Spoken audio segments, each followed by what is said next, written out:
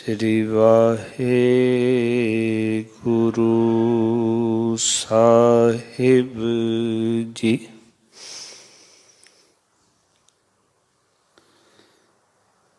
ਕਬੀਰ ਚੱਕਈ ਜੋ ਨਿਸ ਵਿਛਰੈ,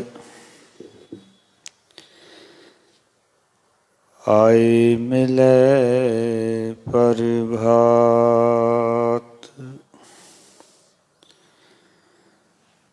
ਜੋ ਨਰ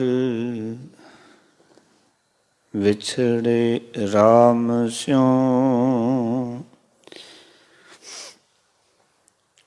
ਨਾ ਦਿਨ ਮਿਲੈ ਨਾ ਰਾਤ।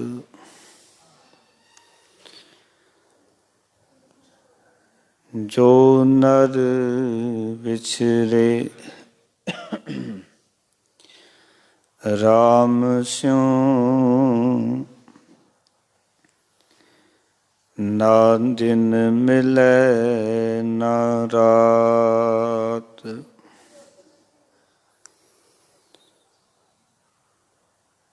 ਸਤਿਨਾਮ ਸ੍ਰੀ ਵਾਹਿਗੁਰੂ ਸਾਹਿਬ ਜੀ। ਕਾਗਾ ਕਰੰਗ ਢੰਡੋਲਿਆ, ਸਗਲਾ ਖਾਇਆ ਮਾਸ।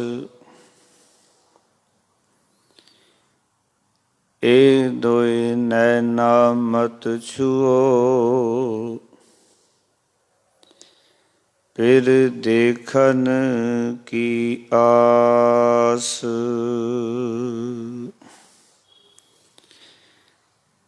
ਕਾਗਾ ਚੂੰਡ ਨਾ ਪਿੰਜਰਾ, ਵਸੈ ਤਾ ਉਡਰ ਜਾਹੇ। ਜਿਤ ਪਿੰਜਰੈ ਮੇਰਾ ਸਹਿ ਵਸੈ, ਮਾਸ ਨ ਤਿਦੂ ਖਾਹੇ। ਜਿਤ ਪਿੰਜਰੈ ਮੇਰਾ ਸਹਿ ਵਸੈ,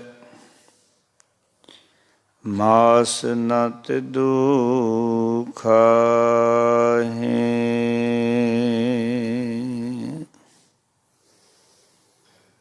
ਵਾਹਿਗੁਰੂ ਜੀ ਕਾ ਖਾਲਸਾ, ਵਾਹਿਗੁਰੂ ਜੀ ਕੀ ਫਤਿਹ।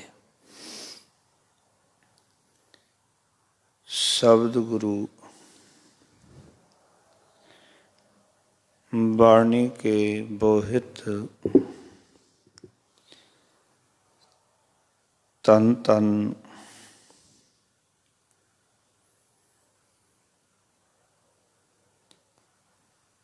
ਸਾਹਿਬ ਸ੍ਰੀ ਗੁਰੂ ਗ੍ਰੰਥ ਸਾਹਿਬ ਮਹਾਰਾਜ ਜੀ ਦੀ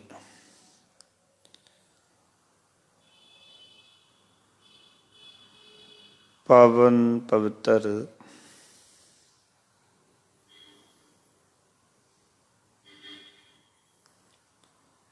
ਹਜ਼ੂਰੀ ਦੇ ਵਿੱਚ ਸਬਾਇਮਾਨ ਸਤਸੰਗੀ ਜਨੋ ਅਤੇ ਦੇਸ਼ ਪ੍ਰਦੇਸ਼ ਗੁਰੂ ਪਿਤਾ ਜੀ ਦੀਆਂ ਵਡਿਆਈਆਂ ਨਾਲ ਜੁੜ ਰਹੇ ਗੁਰਮੁਖ ਜਨੋ,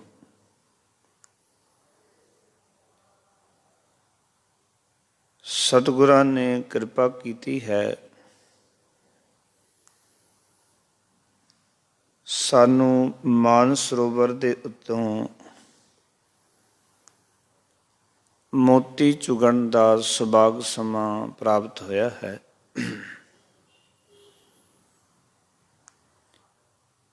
ਤੇ ਜਿਹੜੇ ਜਿਗਿਆਸੂ ਨੇ ਇਸ ਨਾਮ ਰੂਪੀ ਮੋਤੀ ਦੇ, ਉਹ ਗੁਰੂ ਸਰੋਵਰ ਤੇ ਆ ਕੇ ਇਹ ਹੀਰੇ ਮੋਤੀ ਚੁਗਦੇ ਹਨ, ਜਾਂ ਗੁਰੂ ਕੋਲੋਂ ਪ੍ਰਾਪਤ ਕਰਦੇ ਹਨ। ਸਾਹਿਬਾਂ ਦੇ ਬਚਨ ਨੇ ਗੁਰ ਸਾਗਰ ਰਤਨੀ ਭਰਪੂਰੇ, ਅੰਮ੍ਰਿਤ ਸੰਤ ਚੁਗੈ ਨਹੀਂ ਦੂਰੇ। ਹਰ ਰਸ ਚੋਗ ਚੁਗੈ ਪ੍ਰਭ ਭਾਵੈ, ਸਰਵਰ ਮੈਂ ਹੰਸ ਪ੍ਰਾਣ ਪਤ ਪਾਵੈ। ਸੋ ਜਿਨ੍ਹਾਂ ਦੀ ਬਿਰਤੀ ਕੁਝ ਸੁਣਨ ਵਾਲੀ ਹੈ, ਜਿਨ੍ਹਾਂ ਦੀ ਸੁਰਤ ਬਾਣੀ ਨਾਲ ਜੁੜੀ ਹੋਈ ਹੈ, ਉਹ ਮਾਨ ਸਰੋਵਰ ਲੱਭ ਹੀ ਲੈਂਦੇ ਹਨ, ਗੁਰੂ ਨਾਲ ਜੁੜੀ ਜਾਂਦੇ ਹਨ ਅਤੇ ਗੁਰੂ ਨਾਲ ਜੁੜ ਕੇ ਜੀਵਨ ਦੀ ਜਾਂਚ ਸਿੱਖਦੇ ਹਨ ਤੇ ਨਾਮ ਰੂਪੀ ਜਿਹੜਾ ਰਤਨ ਹੈ ਉਸ ਨੂੰ ਚੁਗਦੇ ਹਨ। ਮੇਰੀ ਕਹਿਣ ਤੋਂ ਮੁਰਾਦ ਹੈ ਕਿ ਜਿਨ੍ਹਾਂ ਦੇ ਅੰਦਰ ਪ੍ਰਭੂ ਪਰਮਾਤਮਾ ਦੇ ਮਿਲਣ ਦੀ ਤਾਂਘ ਹੈ, ਉਹ ਦੁਨਿਆਵੀ ਸਾਰੇ ਕੰਮ ਛੱਡ ਕੇ ਕੁਝ ਸਮਾਂ ਕੱਢ ਆਪਣੇ ਮਾਲਕ ਦੀ ਬਾਣੀ ਨਾਲ ਜੁੜਦੇ ਹਨ। ਗੁਰੂ ਪਿਤਾ ਜੀ ਨੇ ਸਿੱਖ ਦੀ ਝੋਲੀ ਵਿੱਚ ਦਾਤਾਂ ਪਾਈਆਂ ਕਿ ਸਿੱਖ ਨੇ ਗੁਰੂ ਨਾਲ ਜੁੜਨਾ ਹੈ। ਸੰਧਿਆ ਵੇਲੇ ਵੀ ਸਿੱਖ ਨੇ ਗੁਰੂ ਨਾਲ ਸੁਰਤ ਜੋੜਨੀ ਹੈ ਤੇ ਅੰਮ੍ਰਿਤ ਵੇਲੇ ਵੀ ਸਿੱਖ ਨੇ ਗੁਰੂ ਨਾਲ ਆਪਣੇ ਮਨ ਨੂੰ ਜੋੜਨਾ ਹੈ। ਇਹ ਸੁੱਖ ਨੂੰ ਗੁਰੂ ਸਾਹਿਬ ਜੀ ਦਾ ਹੁਕਮ ਹੈ ਸਾਡੇ ਸਾਰਿਆਂ ਦੇ ਲਈ। ਦੇਖੋ ਇਸ ਵੇਲੇ ਕਿਤਨੇ ਲੋਕ ਹੋਣਗੇ ਜਿਹੜੇ ਕਿ ਫਿਲਮਾਂ ਦੇ ਵਿੱਚ, ਨਾਟਕਾਂ ਦੇ ਵਿੱਚ, ਟਿਕਟੋਕ ਦੇ ਵਿੱਚ, ਹੋਰ ਕੰਮਾਂ 'ਚ ਲੱਗੇ ਹੋਣਗੇ, ਪਰ ਜਿਹੜੇ ਜਗਿਆਸੂ ਗੁਰੂ ਕੇ ਸਿੱਖ ਨੇ ਉਹ ਯਤਨ ਕਰਦੇ ਹਨ ਵੀ ਕਿਸੇ ਥਾਂ ਤੋਂ ਵੀ ਗੁਰੂ ਘਰ ਦਾ ਬਾਣੀ ਦਾ ਪ੍ਰਵਾਹ ਚੱਲ ਰਿਹਾ ਹੋਵੇ ਤੇ ਅਸੀਂ ਉਸ ਪ੍ਰਵਾਹ ਨਾਲ ਜੁੜੀਏ, ਭਾਵੇਂ ਉਹ ਕੀਰਤਨ ਦਾ ਪ੍ਰਵਾਹ ਹੈ, ਕਥਾ ਦਾ ਹੈ, ਪਾਠ ਦਾ ਹੈ। ਉਹਨਾਂ ਦੇ ਅੰਦਰ ਦੀ ਕਿਉਂਕਿ ਖੁਰਾਕ ਉੱਥੋਂ ਉਹਨਾਂ ਨੂੰ ਪ੍ਰਾਪਤ ਹੁੰਦੀ ਹੈ। ਸੋ ਜਿਹੜੇ ਵੀ ਜਗਿਆਸੂ ਜੁੜੇ ਹੋਏ ਨੇ ਉਹ ਵਡਭਾਗੀ ਨੇ ਤੇ ਦਾਸ ਤਾਂ ਉਹਨਾਂ ਦੇ ਚਰਨਾਂ ਦੀ ਧੂੜ ਮੰਗਦਾ ਹੈ, ਕਿਉਂਕਿ ਸਤਿਗੁਰੂ ਗਰੀਬ ਨਿਵਾਜ ਪਾਤਸ਼ਾਹ ਆਖਦੇ ਨੇ, ਨਾਹੂ ਜਤੀ ਸਤੀ ਨਹੀਂ ਪੜਿਆ, ਮੂਰਖ ਮੁਗਦਾ ਜਨਮ ਪਿਆ, ਪ੍ਰਣਵਤ ਨਾਨਕ ਤਿਨ ਕੀ ਸਰਨਾ, ਜਿਨ ਤੂੰ ਨਾਹੀ ਵਿਸਰਿਆ। ਸਤਿਗੁਰੂ ਕਹਿੰਦੇ ਮੈਂ ਉਹਨਾਂ ਦੀ ਸ਼ਰਨ ਵਿੱਚ ਹਾਂ ਜਿਨ੍ਹਾਂ ਨੂੰ ਹੇ ਮੇਰੇ ਪ੍ਰਭੂ ਤੂੰ ਭੁੱਲਿਆ ਨਹੀਂ ਹੈ। ਸੋ ਆਓ, ਜਿਨ੍ਹਾਂ ਨੂੰ ਸਮਾਂ ਚੇਤੇ ਸੀ ਉਹ ਗੁਰੂ ਘਰ ਦੇ ਪ੍ਰਸਾਰਨ ਨਾਲ ਜੁੜ ਗਏ ਹਨ। ਲੜੀਵਾਰ ਵਿਚਾਰ ਅਸਥਾਨ 'ਤੇ ਚੱਲ ਰਹੀ ਹੈ। ਬਾਬਾ ਫਰੀਦ ਜੀ ਦਾ ਇਹ ਪਾਵਨ ਸ਼ਲੋਕ, ਕਾਗਾ ਕਰੰਗ ਢੰਡੋਲਿਆ ਸਗਲਾ ਖਾਇਆ ਮਾਸ, ਇਹ ਦੋਇ ਨੈਣਾ ਮਤ ਛੂਓ ਫਿਰ ਦੇਖਣ ਕੀ ਆਸ। ਆਓ ਇਹਨਾਂ ਪਾਵਨ ਵਚਨਾਂ ਦੀ ਵਿਚਾਰ ਕਰਾਂਗੇ ਜੋ 2 ਸ਼ਲੋਕਾਂ ਦਾ ਪਾਠ ਆਪ ਜੀਆਂ ਨਾਲ ਸਾਂਝਾ ਕੀਤਾ ਹੈ ਮੰਗਲਾਚਰਨ ਰੂਪ ਵਿੱਚ। ਸਾਰਿਆਂ ਨੇ ਮਨੋਬਿਰਤੀਆਂ ਇਕਾਗਰ ਕਰਨੀਆਂ। ਨਾ ਚੀਜ਼ ਦਾਸਨ ਦਾਸ ਨੂੰ ਅਸੀਸਾਂ ਬਖਸ਼ੋ। ਗੁਰੂ ਚਰਨਾਂ 'ਚ ਜਿੱਥੇ ਆਪਣੀ ਅਰਦਾਸ ਕਰਦੇ ਹੋ, ਦਾਸ ਦੀ ਵੀ ਅਰਦਾਸ ਕਰੋ ਕਿ ਇਹ ਗੁਰੂ ਕੇ ਬਚਨ, ਗੁਰੂ ਕੀ ਵਡਿਆਈ, ਗੁਰੂ ਕੀ ਉਪਮਾ ਕਰ ਸਕੀਏ ਅਤੇ ਆਪਣੇ ਮਨੁੱਖਾ ਜੀਵਨ ਦੇ ਮਿਲੇ ਹੋਏ ਸਵਾਸ ਗੁਰੂ ਦੇ ਚਰਨਾਂ ਵਿੱਚ ਬਤੀਤ ਕਰਕੇ ਸੁਰਖਰੂ ਕਰ ਸਕੀਏ। ਸੋ ਸਾਰਿਆਂ ਨੇ ਅਸੀਸ ਬਖਸ਼ਣੀ। ਪਿਆਰ ਨਾਲ ਗੁਰ ਮੰਤਰ ਦੀ ਸਾਂਝ ਕਰੋ। ਆਖੋ ਜੀ ਸਤਨਾਮ ਸ੍ਰੀ ਵਾਹਿਗੁਰੂ। ਫਿਰ ਕਰੋ ਕਿਰਪਾ। ਸਤਨਾਮ ਸ੍ਰੀ ਵਾਹਿਗੁਰੂ।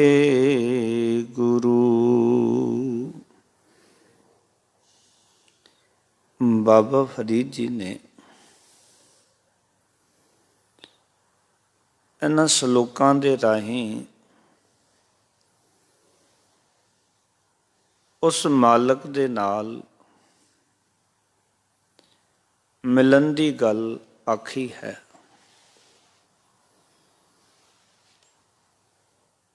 ਸਿੱਖ ਦੇ ਅੰਦਰ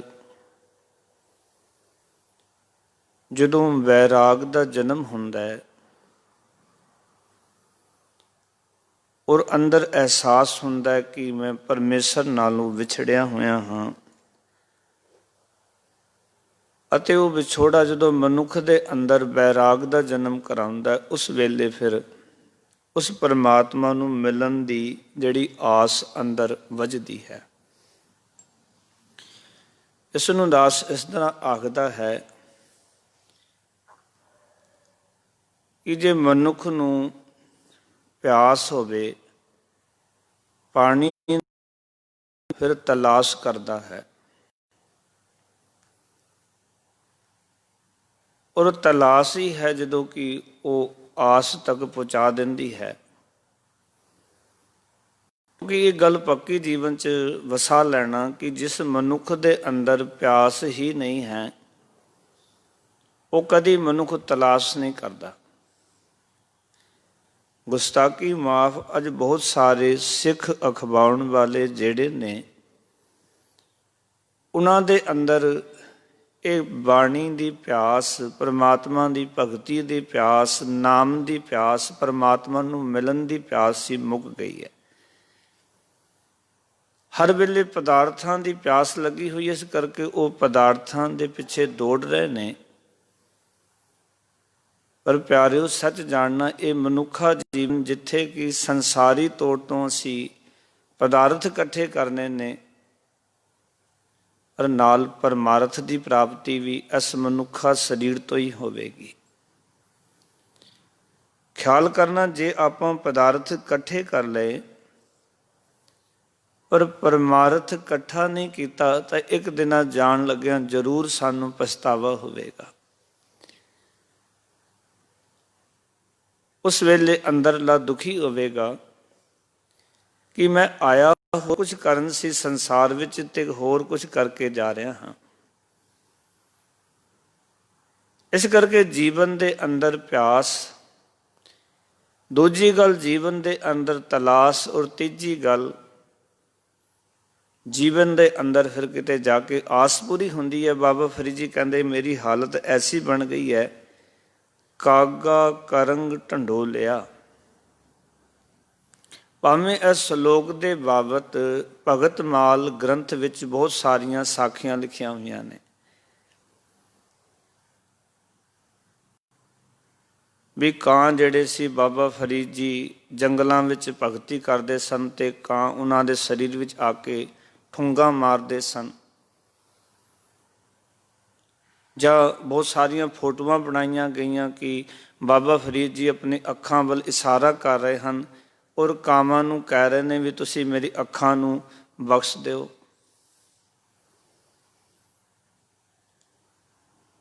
ਪਰ ਬਾਬਾ ਫਰੀਦ ਜੀ ਨੇ ਜੋ ਇੱਥੇ ਰੂਹਾਨੀਅਤ ਦੀ ਗੱਲ ਕੀਤੀ ਹੈ, ਉਹ ਜਿਹੜੀ ਕਾਂ ਦੀ ਗੱਲ ਹੈ, ਉਹ ਗੁਰਬਾਣੀ ਦੇ ਵਿੱਚ ਕਾਂ ਅੱਖਰ ਵਿਕਾਰਾਂ ਲਈ ਆਇਆ।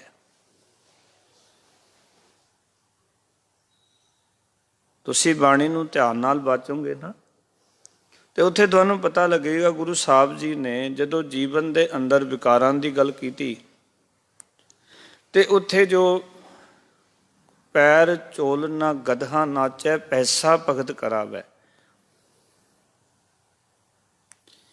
ਆਓ ਕਿ ਇਹ ਸੰਸਾਰੀ ਜਿਹੜੀ ਉਦਾਹਰਨਾਂ ਦਿੱਤੀਆਂ ਨੇ, ਪਰ ਇਹ ਅੰਦਰ ਦੇ ਇੰਦਰਾਂ ਨਾਲ ਦਿੱਤੀਆਂ ਹੋਈਆਂ ਨੇ।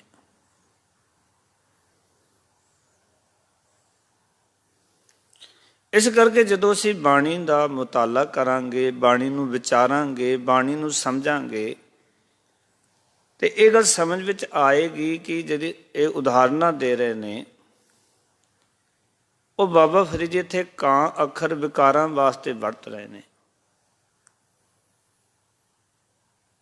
ਤੁਸੀਂ ਦੇਖੋ ਨਾ, ਕਾਂ ਜਿਹੜਾ ਉਹ ਗੰਦਗੀ ਤੇ ਬਹਿੰਦਾ ਹੈ, ਗੰਦਗੀ ਤੇ ਜਾ ਕੇ ਆਪਣੀਆਂ ਠੁੰਗਾਂ ਮਾਰਦਾ ਹੈ, ਇਸ ਤਰ੍ਹਾਂ ਇਹ ਜਿਹੜੇ ਵਿਕਾਰ ਨੇ ਇਹ ਵੀ ਹਰ ਵੇਲੇ ਗੰਦਗੀ ਤੇ ਜਾਂਦੇ ਨੇ। ਅੱਖਾਂ ਪਰਾਇਆ ਰੂਪ ਵੱਲ ਜਾਂਦੀਆਂ ਨੇ, ਕੰਨ ਨਿੰਦਾ ਸੁਣਨ ਵਾਲੇ ਪਾਸੇ ਤੁਰਦੇ ਨੇ, ਰਸਨਾ ਜਿਹੜੀ ਉਹ ਸੰਸਾਰ ਦੇ ਚਸਕੇ ਵਾਲੇ ਪਾਸੇ ਜਾਂਦੀ ਹੈ। ਜਿਸ ਤਰ੍ਹਾਂ ਇੱਕ ਕਾਂ ਜਿਹੜਾ ਉਹ ਗੰਦ ਦੇ ਉੱਤੇ ਬਣਦਾ, ਗੰਦ ਫੋਲਦਾ, ਇਸ ਤਰ੍ਹਾਂ ਸਾਡੇ ਜਿਹੜੇ ਇੰਦਰੇ ਨੇ ਨਾ, ਇਹ ਸਾਡੇ ਅੰਦਰ ਜਿਹੜੇ ਵਿਕਾਰ ਨੇ ਇਹ ਵੀ ਗੰਦਗੀ ਵਾਲੇ ਪਾਸੇ ਤੋਰਦੇ ਸਾਨੂੰ।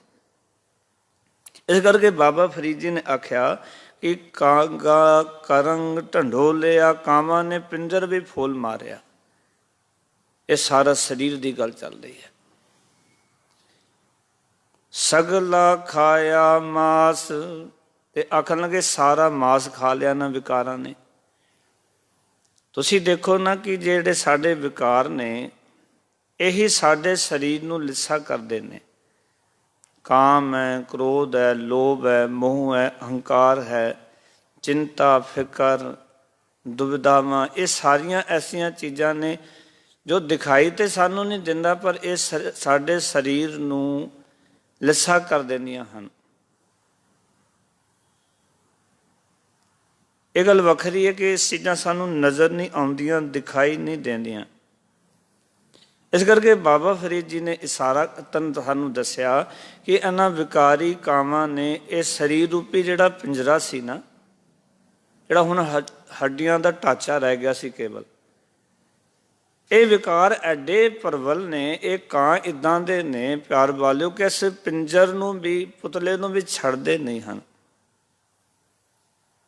ਆਓ ਕਿ ਸਰੀਰ ਭਾਵੇਂ ਹੱਡੀਆਂ ਦਾ ਪਿੰਜਰਾ ਰਹਿ ਗਿਆ, ਫਿਰ ਵੀ ਵਿਕਾਰ ਜਿਹੜੇ ਨੇ ਉਹ ਵਿਕਾਰ ਮਨੁੱਖ ਦਾ ਪਿੱਛਾ ਕਰਦੇ ਹਨ। ਕਾਗਾ ਕਰੰਗ ਢੰਡੋਲਿਆ, ਸਗਲਾ ਖਾਇਆ ਮਾਸ। ਕਹਿਣ ਲੱਗੇ ਇਹ ਸਾਰਾ ਸਰੀਰ ਦਾ ਜੋ ਮਾਸ ਸੀ ਇਹਨਾਂ ਕਾਵਾਂ ਨੇ ਖਾ ਲਿਆ। ਆਓ ਕਹਿਣ ਦਾ ਮਕਸਦ ਹੈ ਕਿ ਦੁਨਿਆਵੀ ਪਦਾਰਥਾਂ ਦੇ ਚਸਕੇ ਵਿਸ਼ੇ ਵਿਕਾਰਾਂ ਨੇ ਕੀ ਕੀਤਾ, ਇਸ ਅਤ ਲਿੱਸੇ ਹੋਏ ਸਰੀਰ ਨੂੰ ਵੀ ਚੋਬਾ ਲਾਈ ਜਾ ਰਹੇ ਹਨ। ਭਾਵੇਂ ਇਹ ਸਰੀਰ ਕਮਜ਼ੋਰ ਹੋ ਗਿਆ, ਸਰੀਰ ਵਿੱਚ ਹੁਣ ਤਾਕਤ ਨਹੀਂ ਰਹੀ, ਇਸ ਭੋਗ ਨੇ ਸਰੀਰ ਦੀ ਸੱਤਾ ਇਹਨਾਂ ਨੇ ਖਿੱਚ ਲਈ ਹੈ। ਇਸ ਤਰ੍ਹਾਂ ਬਾਬਾ ਫਰੀਦ ਜੀ ਆਖ ਰਹੇ ਨੇ ਕਿ ਸਰੀਰ ਕਮਜ਼ੋਰ ਹੋਣ ਤੋਂ ਬਾਅਦ ਵੀ ਇਹ ਵਿਕਾਰ ਜਿਹੜੇ ਨੇ ਉਸ ਮਨੁੱਖ ਦਾ ਪਿੱਛਾ ਨਹੀਂ ਛੱਡਦੇ। ਦੇਖੋ ਨਾ, ਭਰਤਰੀ ਜਿਹੜਾ ਸੀ ਉਹਨੇ ਬੈਰਾਗ ਸਤਕ ਗ੍ਰੰਥ ਲਿਖਿਆ। ਭਰਤਰੀ ਨੇ ਜਦੋਂ ਕਿ ਇਹ ਰਾਜ ਪਾਠ ਛੱਡ ਕੇ ਤੁਰਿਆ ਸੀ ਨਾ, ਤੇ ਇੱਕ ਦਿਨ ਇਸ ਦੇ ਜੀਵਨ ਦੇ ਵਿੱਚ ਬੈਰਾਗ ਦਾ ਜਨਮ ਹੋਇਆ। ਇਹ ਸ਼ਬਦ ਜਿਹੜੇ ਨੇ ਨਾ ਬਾਬਾ ਫਰੀਦ ਦੇ, ਇਹ ਬੈਰਾਗ ਵਾਲੇ ਪਾਸੇ ਲੈ ਜਾਂਦੇ ਸਨ। ਇਹ ਸਾਨੂੰ ਨਿਰਾਸ਼ਾਵਾਦੀ ਨਹੀਂ ਕਰਦੇ,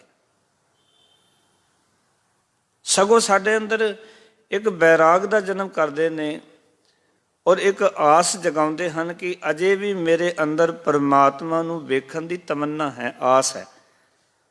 ਇਹ ਗੱਲ ਨੂੰ ਸਮਝੋ ਥੋੜ੍ਹਾ ਜਿਹਾ। ਮਨੁੱਖ ਦੇ ਅੰਦਰ ਜਿੰਨਾ ਚਿਰ ਬੈਰਾਗ ਪੈਦਾ ਨਹੀਂ ਹੁੰਦਾ, ਉਨਾ ਚਿਰ ਖਿਆਲ ਕਰਨਾ ਇਹ ਜਿਹੜੇ ਸਾਡੇ ਵਿਕਾਰ ਨੇ ਨਾ, ਇਹ ਵਿਕਾਰ ਮਨੁੱਖ ਨੂੰ ਬਾਰ-ਬਾਰ ਸਤਾਉਂਦੇ ਨੇ। ਹੁਣ ਭਰਤਰੀ ਜੋਗੀ ਕਹਿੰਦਾ ਹੈ ਕਿ ਇੱਕ ਦਿਨ ਮੈਂ ਤੁਰਿਆ ਜਾ ਰਿਹਾ ਸਾਂ, ਰਾਜ ਪਾਠ ਛੱਡ ਦਿੱਤਾ, ਰਾਨੀਆਂ ਛੱਡ ਦਿੱਤੀਆਂ, ਪਰ ਹੈਰਾਨੀ ਦੀ ਗੱਲ ਕਿ ਅਜੇ ਵੀ ਵਾਸਨਾ ਨਹੀਂ ਛੱਡੀ। ਬੜੇ ਪਿਆਰੇ ਬਚਨ ਨੇ ਲਿਖਦਾ ਹੈ ਭਰਤਰੀ, ਕਹਿੰਦਾ ਰਤਨ ਜੜਤ ਮੰਡਪ ਤਜੇ, ਤਜੀ ਸਹਿਨਸਰ ਨਾਰ। ਰਤਨਾਂ ਨਾਲ ਜੜੇ ਹੋਏ ਘਰ ਛੱਡ ਦਿੱਤੇ ਤੇ ਹਜ਼ਾਰਾਂ ਇਸਤਰੀਆਂ ਮੇਰੀਆਂ ਰਾਣੀਆਂ ਜਿਹੜੀਆਂ ਸਨ ਉਹ ਵੀ ਛੱਡ ਦਿੱਤੀਆਂ। ਦੇਖੋ ਬੈਰਾਗ ਦਾ ਜਨਮ ਕਿੱਥੋਂ ਹੋਇਆ। ਜਦੋਂ ਇਹ ਤੁਰਿਆ ਜਾ ਰਿਹਾ ਨਾ, ਤੇ ਕਿਸੇ ਨੇ ਪਾਨ ਖਾ ਕੇ ਥੁੱਕਿਆ ਸੀ ਤੇ ਉਹ ਦੂਰੋਂ ਚਮਕ ਰਿਹਾ ਸੀ, ਲਾਲ ਜਾਪਦਾ ਸੀ ਵੀ ਲਾਲ ਹੋਏਗਾ। ਭਰਤਰੀ ਜੋਗੀ ਕਹਿੰਦਾ ਹੈ, ਕਹਿੰਦੇ ਮੈਂ ਉਸ ਨੂੰ ਲਾਲ ਸਮਝ ਕੇ ਉਸ ਨੂੰ ਜਾ ਕੇ ਹੱਥ ਪਾ ਲਿਆ, ਤੇ ਉਹ ਸੀ ਕਿਸੇ ਦਾ ਪਾਨ ਖਾ ਕੇ ਥੁੱਕਿਆ ਹੋਇਆ, ਕਿਉਂਕਿ ਲਾਲ ਰੰਗ ਸੀ। ਜਦੋਂ ਮੇਰਾ ਹੱਥ ਉਸ ਪੀਂਗ ਦੇ ਨਾਲ ਭਰ ਗਿਆ, ਕਿਸੇ ਦੀ ਥੁੱਕ ਦੇ ਨਾਲ ਭਰ ਗਿਆ, ਤਾਂ ਉਸ ਵੇਲੇ ਮੇਰੇ ਮਨ ਨੂੰ ਮੈਂ ਬੜੀਆਂ ਫਿਟਕਾਰਾਂ ਪਾਈਆਂ। ਵੀ ਮਨਾ ਅਜੇ ਵੀ ਨਹੀਂ ਤੂੰ ਇਸ ਪਾਸਿਓਂ ਬਚਿਆ। ਮੈਂ ਆਪਣੇ ਮਨ ਨੂੰ ਬੜਾ ਹਨੋਨ ਕੇ ਰੱਖ ਦਿੱਤਾ। ਭਰਤਰੀ ਕਹਿੰਦਾ ਮੈਂ ਆਖਿਆ ਦੇਖ ਰਤਨ ਜੜਤ ਮੰਡਪ ਤਜੇ ਤਜੀ ਸੈਂਸਰ ਨਾਰ। ਇੰਨਾ ਕੁਛ ਛੱਡ ਦਿੱਤਾ ਤੂੰ। ਅਜੇ ਵਾਸਨਾ ਨਾਹ ਤਜੀ ਰੇ ਮਨ ਤੋਏ ਤਿਕਾਰ। ਹੇ ਮੇਰੇ ਮਨ ਪਾਪਿਆ, ਅਜੇ ਵੀ ਤੂੰ ਵਾਸਨਾ ਨਹੀਂ ਤਜੀ, ਤੈਨੂੰ ਧਰਕਾਰ ਹੈ ਕਿਉਂਕਿ ਕਿਸ ਨੇ ਪਾਨ ਖਾ ਕੇ ਥੁੱਕਿਆ, ਉਸਨੂੰ ਲਾਲ ਸਮਝ ਕੇ ਤੂੰ ਆਪਣੇ ਹੱਥ ਥੁੱਕ ਨਾਲ ਭਰ ਲੈ। ਐਡਾ ਮਨ ਲੋਭੀ ਹੈ, ਐਡਾ ਮਨ ਪਾਪੀ ਹੈ। ਉਸ ਦਿਨਾਂ ਭਰਤਰੀ ਜੋਗੀ ਦੇ ਅੰਦਰ ਵੈਰਾਗ ਦਾ ਜਨਮ ਹੋਇਆ ਸੀ। ਔਰ ਜਦੋਂ ਵੈਰਾਗ ਦਾ ਜਨਮ ਹੋਇਆ ਨਾ ਅੰਦਰ, ਫਿਰ ਪਰਮਾਤਮਾ ਦੇ ਮਿਲਾਪ ਦੀ ਆਸਾ ਜਾਗੀ। ਕਿਉਂਕਿ ਜਿੰਨਾ ਚਿਰ ਵੈਰਾਗ ਨਹੀਂ ਨਾ, ਗੁਰਬਾਣੀ ਕਹਿੰਦੀ ਉਨਾ ਚਿਰ ਤੂੰ ਪਰਮਾਤਮਾ ਨਾਲ ਨਹੀਂ ਮਿਲ ਸਕਦਾ। ਇਸ ਕਰਕੇ ਬਾਣੀ ਨੇ ਆਖਿਆ ਬਿਰਹਾ ਬਿਰਹਾ ਆਖੀਐ ਬਿਰਹਾ ਤੂੰ ਸੁਲਤਾਨ। ਜਿਸ ਪਿੰਜਰ ਮੈਂ ਬਿਰਾ ਨਹੀਂ ਸੋ ਤਨ ਜਾਨ ਮਸਾਨ। ਜਿਸ ਪਿੰਜਰ ਦੇ ਵਿੱਚ ਵਿਛੋੜਾ ਨਹੀਂ ਹੈ, ਬਿਰਾ ਨਹੀਂ ਹੈ, ਬੈਰਾਗ ਨਹੀਂ ਹੈ, ਉਹ ਸਮਝ ਲੈ ਕਿ ਸ਼ਮਸ਼ਾਨ ਘਾਟ ਦੀ ਨਿਆਈ ਹੈ, ਕੁਛ ਵੀ ਨਹੀਂ ਉੱਥੇ। ਇਸ ਦੇ ਅੰਦਰ ਵੈਰਾਗ ਦਾ ਜਨਮ ਹੋਇਆ। ਪਿਆਰ ਵਾਲਿਓ, ਸੱਚ ਜਾਣਨਾ। ਫਿਰ ਇਸ ਨੇ ਜੋ ਕੁਛ ਲਿਖਿਆ ਬੜੀ ਕਮਾਲ ਦੀਆਂ ਗੱਲਾਂ ਲਿਖੀਆਂ। ਇਹ ਲਿਖਦਾ ਹੈ, ਕਹਿੰਦੇ ਕੁਛ ਸਮਾਂ ਜਦੋਂ ਵੈਰਾਗ ਦਾ ਜਨਮ ਹੋਇਆ, ਮੈਂ ਭਗਤੀ ਵਾਲੇ ਮਾਰਗ 'ਤੇ ਤੁਰਿਆ ਅਤੇ ਮੈਨੂੰ ਲੱਗਿਆ ਵੀ ਸ਼ਾਇਦ ਇਹ ਮਨ ਜਿਹੜਾ ਮਰ ਗਿਆ, ਹੁਣ ਵਿਕਾਰ ਛੱਡ ਦਿੱਤੇ ਮਨ ਨੇ। ਕਈ ਵਾਰ ਸਾਨੂੰ ਵੀ ਲੱਗਦਾ 2-4 ਦਿਨ ਪਾਠ ਕਰ ਲਈਏ, ਗੁਰੂ ਕੇ ਘਰ ਵਿੱਚ ਬੈਠ ਕੇ ਸਿਮਰਨ ਕਰ ਲਈਏ, ਬੰਦਗੀ ਕਰ ਲਈਏ, ਬਾਣੀ ਪੜ੍ਹ ਲਈਏ, ਲੱਗਦਾ ਵੀ ਸ਼ਾਇਦ ਹੁਣ ਵੈਰਾਗ ਚਲੇ ਗਏ, ਦੌੜ ਗਏ ਨੇ। ਕਹਿੰਦੇ ਮੇਰੇ ਨਾਲ ਵੀ ਇੱਦਾਂ ਹੋਇਆ। ਮੈਂ ਸੋਚਿਆ ਵੀ ਸ਼ਾਇਦ ਇਹ ਜਿਹੜੇ ਵੈਰਾਗ, ਇਹ ਜਿਹੜੇ ਪਾਪ ਨੇ ਨਾ, ਇਹ ਵਿਕਾਰ ਜਿਹੜੇ ਨੇ ਮੇਰੇ ਨੂੰ ਛੱਡ ਕੇ ਚਲੇ ਗਏ ਨੇ। ਪਰ ਜਦੋਂ ਮੈਂ ਮਾੜੇ ਲੋਕਾਂ ਦੀ ਸੰਗਤ ਵਿੱਚ ਜਾ ਕੇ ਬੈਠਿਆ ਨਾ, ਇਹ ਵਿਕਾਰ ਤਾਂ ਪਹਿਲਾਂ ਨਾਲੋਂ ਵੀ ਜ਼ਿਆਦਾ ਪ੍ਰਬਲ ਹੋ ਕੇ ਮੇਰੇ ਸਰੀਰ ਵਿੱਚ ਬੋਲਣਾ ਸ਼ੁਰੂ ਕਰ ਦਿੱਤਾ। ਉਸਨੇ ਬੜੇ ਪਿਆਰੇ ਬਚਨ ਲਿਖੇ। ਕਹਿੰਦੇ ਨੇ ਮੈਂ ਸੋਚਿਆ ਸੀ ਵੀ ਸ਼ਾਇਦ ਇਹ ਮਨ ਮਰ ਗਿਆ। ਮੈਂ ਸੋਚਿਆ ਸੀ ਸ਼ਾਇਦ ਮਨ ਨੇ ਵਿਕਾਰ ਛੱਡ ਦਿੱਤੇ ਨੇ। ਕਹਿੰਦੇ ਮੈਂ ਜਾਣਿਓ ਮਨ ਮਰ ਗਇਓ। ਮੈਂ ਸੋਚਿਆ ਸੀ ਸ਼ਾਇਦ ਮੇਰਾ ਮਨ ਮਰ ਗਿਆ। ਅਜੂ ਸੋ ਮਰਿਓ ਨਾਹੀਂ। ਭਰਤਰੀ ਜੋਗੀ ਕਹਿੰਦਾ ਮੈਂ ਸੋਚਿਆ ਵੀ ਮੇਰਾ ਮਨ ਮਰ ਗਿਆ, ਵਿਕਾਰਾਂ ਵਾਲੇ ਪਾਸੋਂ ਹਟ ਗਿਆ, ਪਰ ਅਜੇ ਇਹ ਮਰਿਆ ਨਹੀਂ। ਕਹਿੰਦੇ ਮੈਨੂੰ ਕਦੋਂ ਪਤਾ ਚੱਲਿਆ? ਕਹਿੰਦੇ ਵਰਸਾ ਪਰੀ ਕੁਸੰਗ ਕੀ ਦਾਦੁਰ ਜੂ ਗਟਕਾਏ। ਤੁਸੀਂ ਦੇਖੋ ਨਾ ਕਿ ਜਦੋਂ ਬਰਸਾਤ ਹਟਦੀ ਹੈ, ਗਰਮੀਆਂ ਦੇ ਦਿਨ ਆਉਂਦੇ ਨੇ ਸਿਆਲ ਤੋਂ ਬਾਅਦ, ਤਾਂ ਕਈ ਵਾਰੀ ਲੱਗਦਾ ਸਰੋਵਰਾਂ ਦੇ ਪਾਣੀ ਸੁੱਕ ਜਾਂਦੇ ਨੇ, ਛੋਟੇ ਛੋਟੇ ਤਲਾਬ ਜਿਹੜੇ ਨੇ ਉਹ ਸੁੱਕ ਜਾਂਦੇ ਨੇ ਪਿਆਰ ਵਾਲਿਓ। ਅਤੇ ਐਸਾ ਲੱਗਦਾ ਜਿਵੇਂ ਉਹਦੇ ਵਿੱਚ ਜਿਹੜੇ ਡੱਡੂ ਬੋਲਦੇ ਸਨ ਸਾਰੇ ਹੀ ਮਰ ਗਏ ਨੇ, ਬੋਲਣੇ ਬੰਦ ਹੋ ਜਾਂਦੇ ਨੇ। ਉਹ ਗਰਮੀਆਂ ਵਿੱਚ ਨਹੀਂ ਬੋਲਦੇ, ਕਿਉਂਕਿ ਜਦੋਂ ਪਾਣੀ ਸੁੱਕ ਜਾਏ ਨਾ ਅਤੇ ਡੱਡੂ ਜਿਹੜੇ ਨੇ ਉਹ ਥੱਲੇ ਰੇਤ ਵਿੱਚ ਦਫਨ ਹੋ ਜਾਂਦੇ ਆ। ਰੱਬ ਨੇ ਐਸੀ ਤੌਫੀਕ ਬਖਸ਼ੀ ਹੈ, ਡੱਡੂ ਨੂੰ ਉਹ ਪਾਣੀ ਵਿੱਚ ਵੀ ਰਹਿ ਸਕਦਾ ਅਤੇ ਉਹ ਮਿੱਟੀ ਵਿੱਚ ਵੀ ਰਹਿ ਸਕਦਾ, ਉਹ ਦੋਨਾਂ ਵਿੱਚ ਰਹਿ ਸਕਦਾ। ਤੇ ਭਰਤਰੀ ਜੋਗੀ ਕਹਿੰਦਾ ਹੈ, ਕਹਿੰਦੇ ਉਹ ਜਿਹੜਾ ਡੱਡੂ ਜਿਹੜਾ ਕਿ ਮਿੱਟੀ ਦੇ ਵਿੱਚ ਨੱਪਿਆ ਗਿਆ ਸੀ, ਸਰੋਵਰ ਸੁੱਕ ਗਿਆ ਸੀ, ਅਤੇ ਮੈਂ ਸੋਚਿਆ ਵੀ ਸ਼ਾਇਦ ਡੱਡੂ ਜਿਹੜਾ ਨਾ ਮਰ ਗਿਆ। ਪਰ ਹੈਰਾਨੀ ਦੀ ਗੱਲ, ਉਸ ਦਿਨਾਂ ਜਦੋਂ ਬਰਸਾਤ ਹੋਈ ਨਾ, ਅਤੇ ਡੱਡੂਆਂ ਨੇ ਫਿਰ ਬੋਲਣਾ ਸ਼ੁਰੂ ਕਰ ਦਿੱਤਾ। ਕਹਿੰਦੇ ਇਸ ਤਰ੍ਹਾਂ ਮੇਰੇ ਮਨ ਕਈ ਵਾਰੀ ਲੱਗਦਾ ਹੈ ਭਜਨ ਬੰਦਗੀ ਕਰਕੇ, ਪਾਠ ਕਰਕੇ, ਸਾਧਨਾ ਕਰਕੇ ਮਨ ਮਰ ਗਿਆ, ਪਰ ਇਹ ਮਨ ਮਰਦਾ ਨਹੀਂ। ਕਹਿੰਦੇ ਜਦੋਂ ਕੁਸੰਗਤ ਦੇ ਵਿੱਚ ਜਾ ਕੇ ਬੈਠੀ ਤਾਂ ਉਸ ਵੇਲੇ ਫਿਰ ਇਹ ਮਨ ਵਿਕਾਰਾਂ ਨੂੰ ਕਰਨ ਨੂੰ ਜੀ ਕਰਨ ਲੱਗ ਪੈਂਦਾ। ਇੱਕ ਸ਼ਰਾਬੀ ਜਦੋਂ ਛੱਡ ਕੇ ਸ਼ਰਾਬੀ ਦੀ ਸੰਗਤ ਜਾਏਗਾ ਫਿਰ ਸ਼ਰਾਬ ਪੀ ਲੈਂਦਾ ਕਈ ਵਾਰੀ। ਕਈ ਬੰਦੇ ਤਾਂ ਐਸੇ ਵੀ ਨੇ ਪਿਆਰ ਵਾਲਿਓ ਜਿਹੜੇ ਆਖਦੇ ਨੇ ਕਿ ਮੈਂ ਤਾਂ ਜੀ ਸ਼ਰਾਬ ਛੱਡ ਦਿੱਤੀ ਹੈ। ਬੜਾ ਚੰਗਾ ਹੋਇਆ ਤੂੰ ਸ਼ਰਾਬ ਛੱਡ ਦਿੱਤੀ। ਅਤੇ ਥੋੜ੍ਹੇ ਦਿਨ ਬਾਅਦ ਦੇਖੋ ਤੇ ਉਹ ਸ਼ਰਾਬ ਦੇ ਵਿੱਚ ਬਿਲਕੁਲ ਰੱਜੇ ਹੋਏ। ਉਹਨਾਂ ਨੂੰ ਪੁੱਛੀਏ ਭਾਈ ਤੁਸੀਂ ਤਾਂ ਕਿਹਾ ਸੀ ਸ਼ਰਾਬ ਛੱਡ ਦਿੱਤੀ। ਆਖਣ ਲੱਗੇ ਅਸੀਂ ਛੱਡ ਦਿੱਤੀ ਸੀ, ਪਰ ਪੁਰਾਣੇ ਮਿੱਤਰ ਮਿਲ ਗਏ ਸਨ, ਕੁਸੰਗਤ ਮਿਲ ਗਈ ਨਾ ਪੁਰਾਣੀ। ਅਸੀਂ ਪੀਣੀ ਤੇ ਨਹੀਂ ਸੀ, ਕਈ ਬੰਦੇ ਕਹਿੰਦੇ ਰਿਸ਼ਤੇਦਾਰਾਂ ਨੇ ਪਿਲਾ ਦਿੱਤੀ, ਕੁਸੰਗਤ ਮਿਲ ਗਈ। ਮੈਂ ਜ਼ਿੰਦਗੀ 'ਚ ਇੱਕ ਬੰਦਾ ਵੇਖਿਆ ਜਿਹੜਾ ਕਿ ਕੁਸੰਗਤ ਦਾ ਸੰਗ ਛੱਡਿਆ। ਬੜਾ ਔਖਾ ਕੰਮ ਹੈ। ਮੈਂ ਉੱਥੇ ਭੱਠਾ ਸਾਹਿਬ ਰੋਪੜ ਨਾ ਕਥਾ ਕਰਦਾ ਸੀ, ਅਤੇ ਉੱਥੇ ਇੱਕ ਮੈਨੂੰ ਗੁਰਮੁਖ ਪਿਆਰਾ ਮਿਲਿਆ। ਉਹ ਕਹਿੰਦਾ ਕਿ ਮੈਂ ਰੱਜ ਕੇ ਸ਼ਰਾਬ ਪੀਂਦਾ ਸੀ ਵੀਰ ਜੀ। ਸਤਸੰਗਤ ਦਾ ਐਸਾ ਅਸਰ ਹੋਇਆ ਕਿ ਮੇਰਾ ਮਨ ਕਰਿਆ ਵੀ ਗੁਰੂ ਰੋਕਦਾ ਤੇ ਆਪਾਂ ਛੱਡ ਦਈਏ।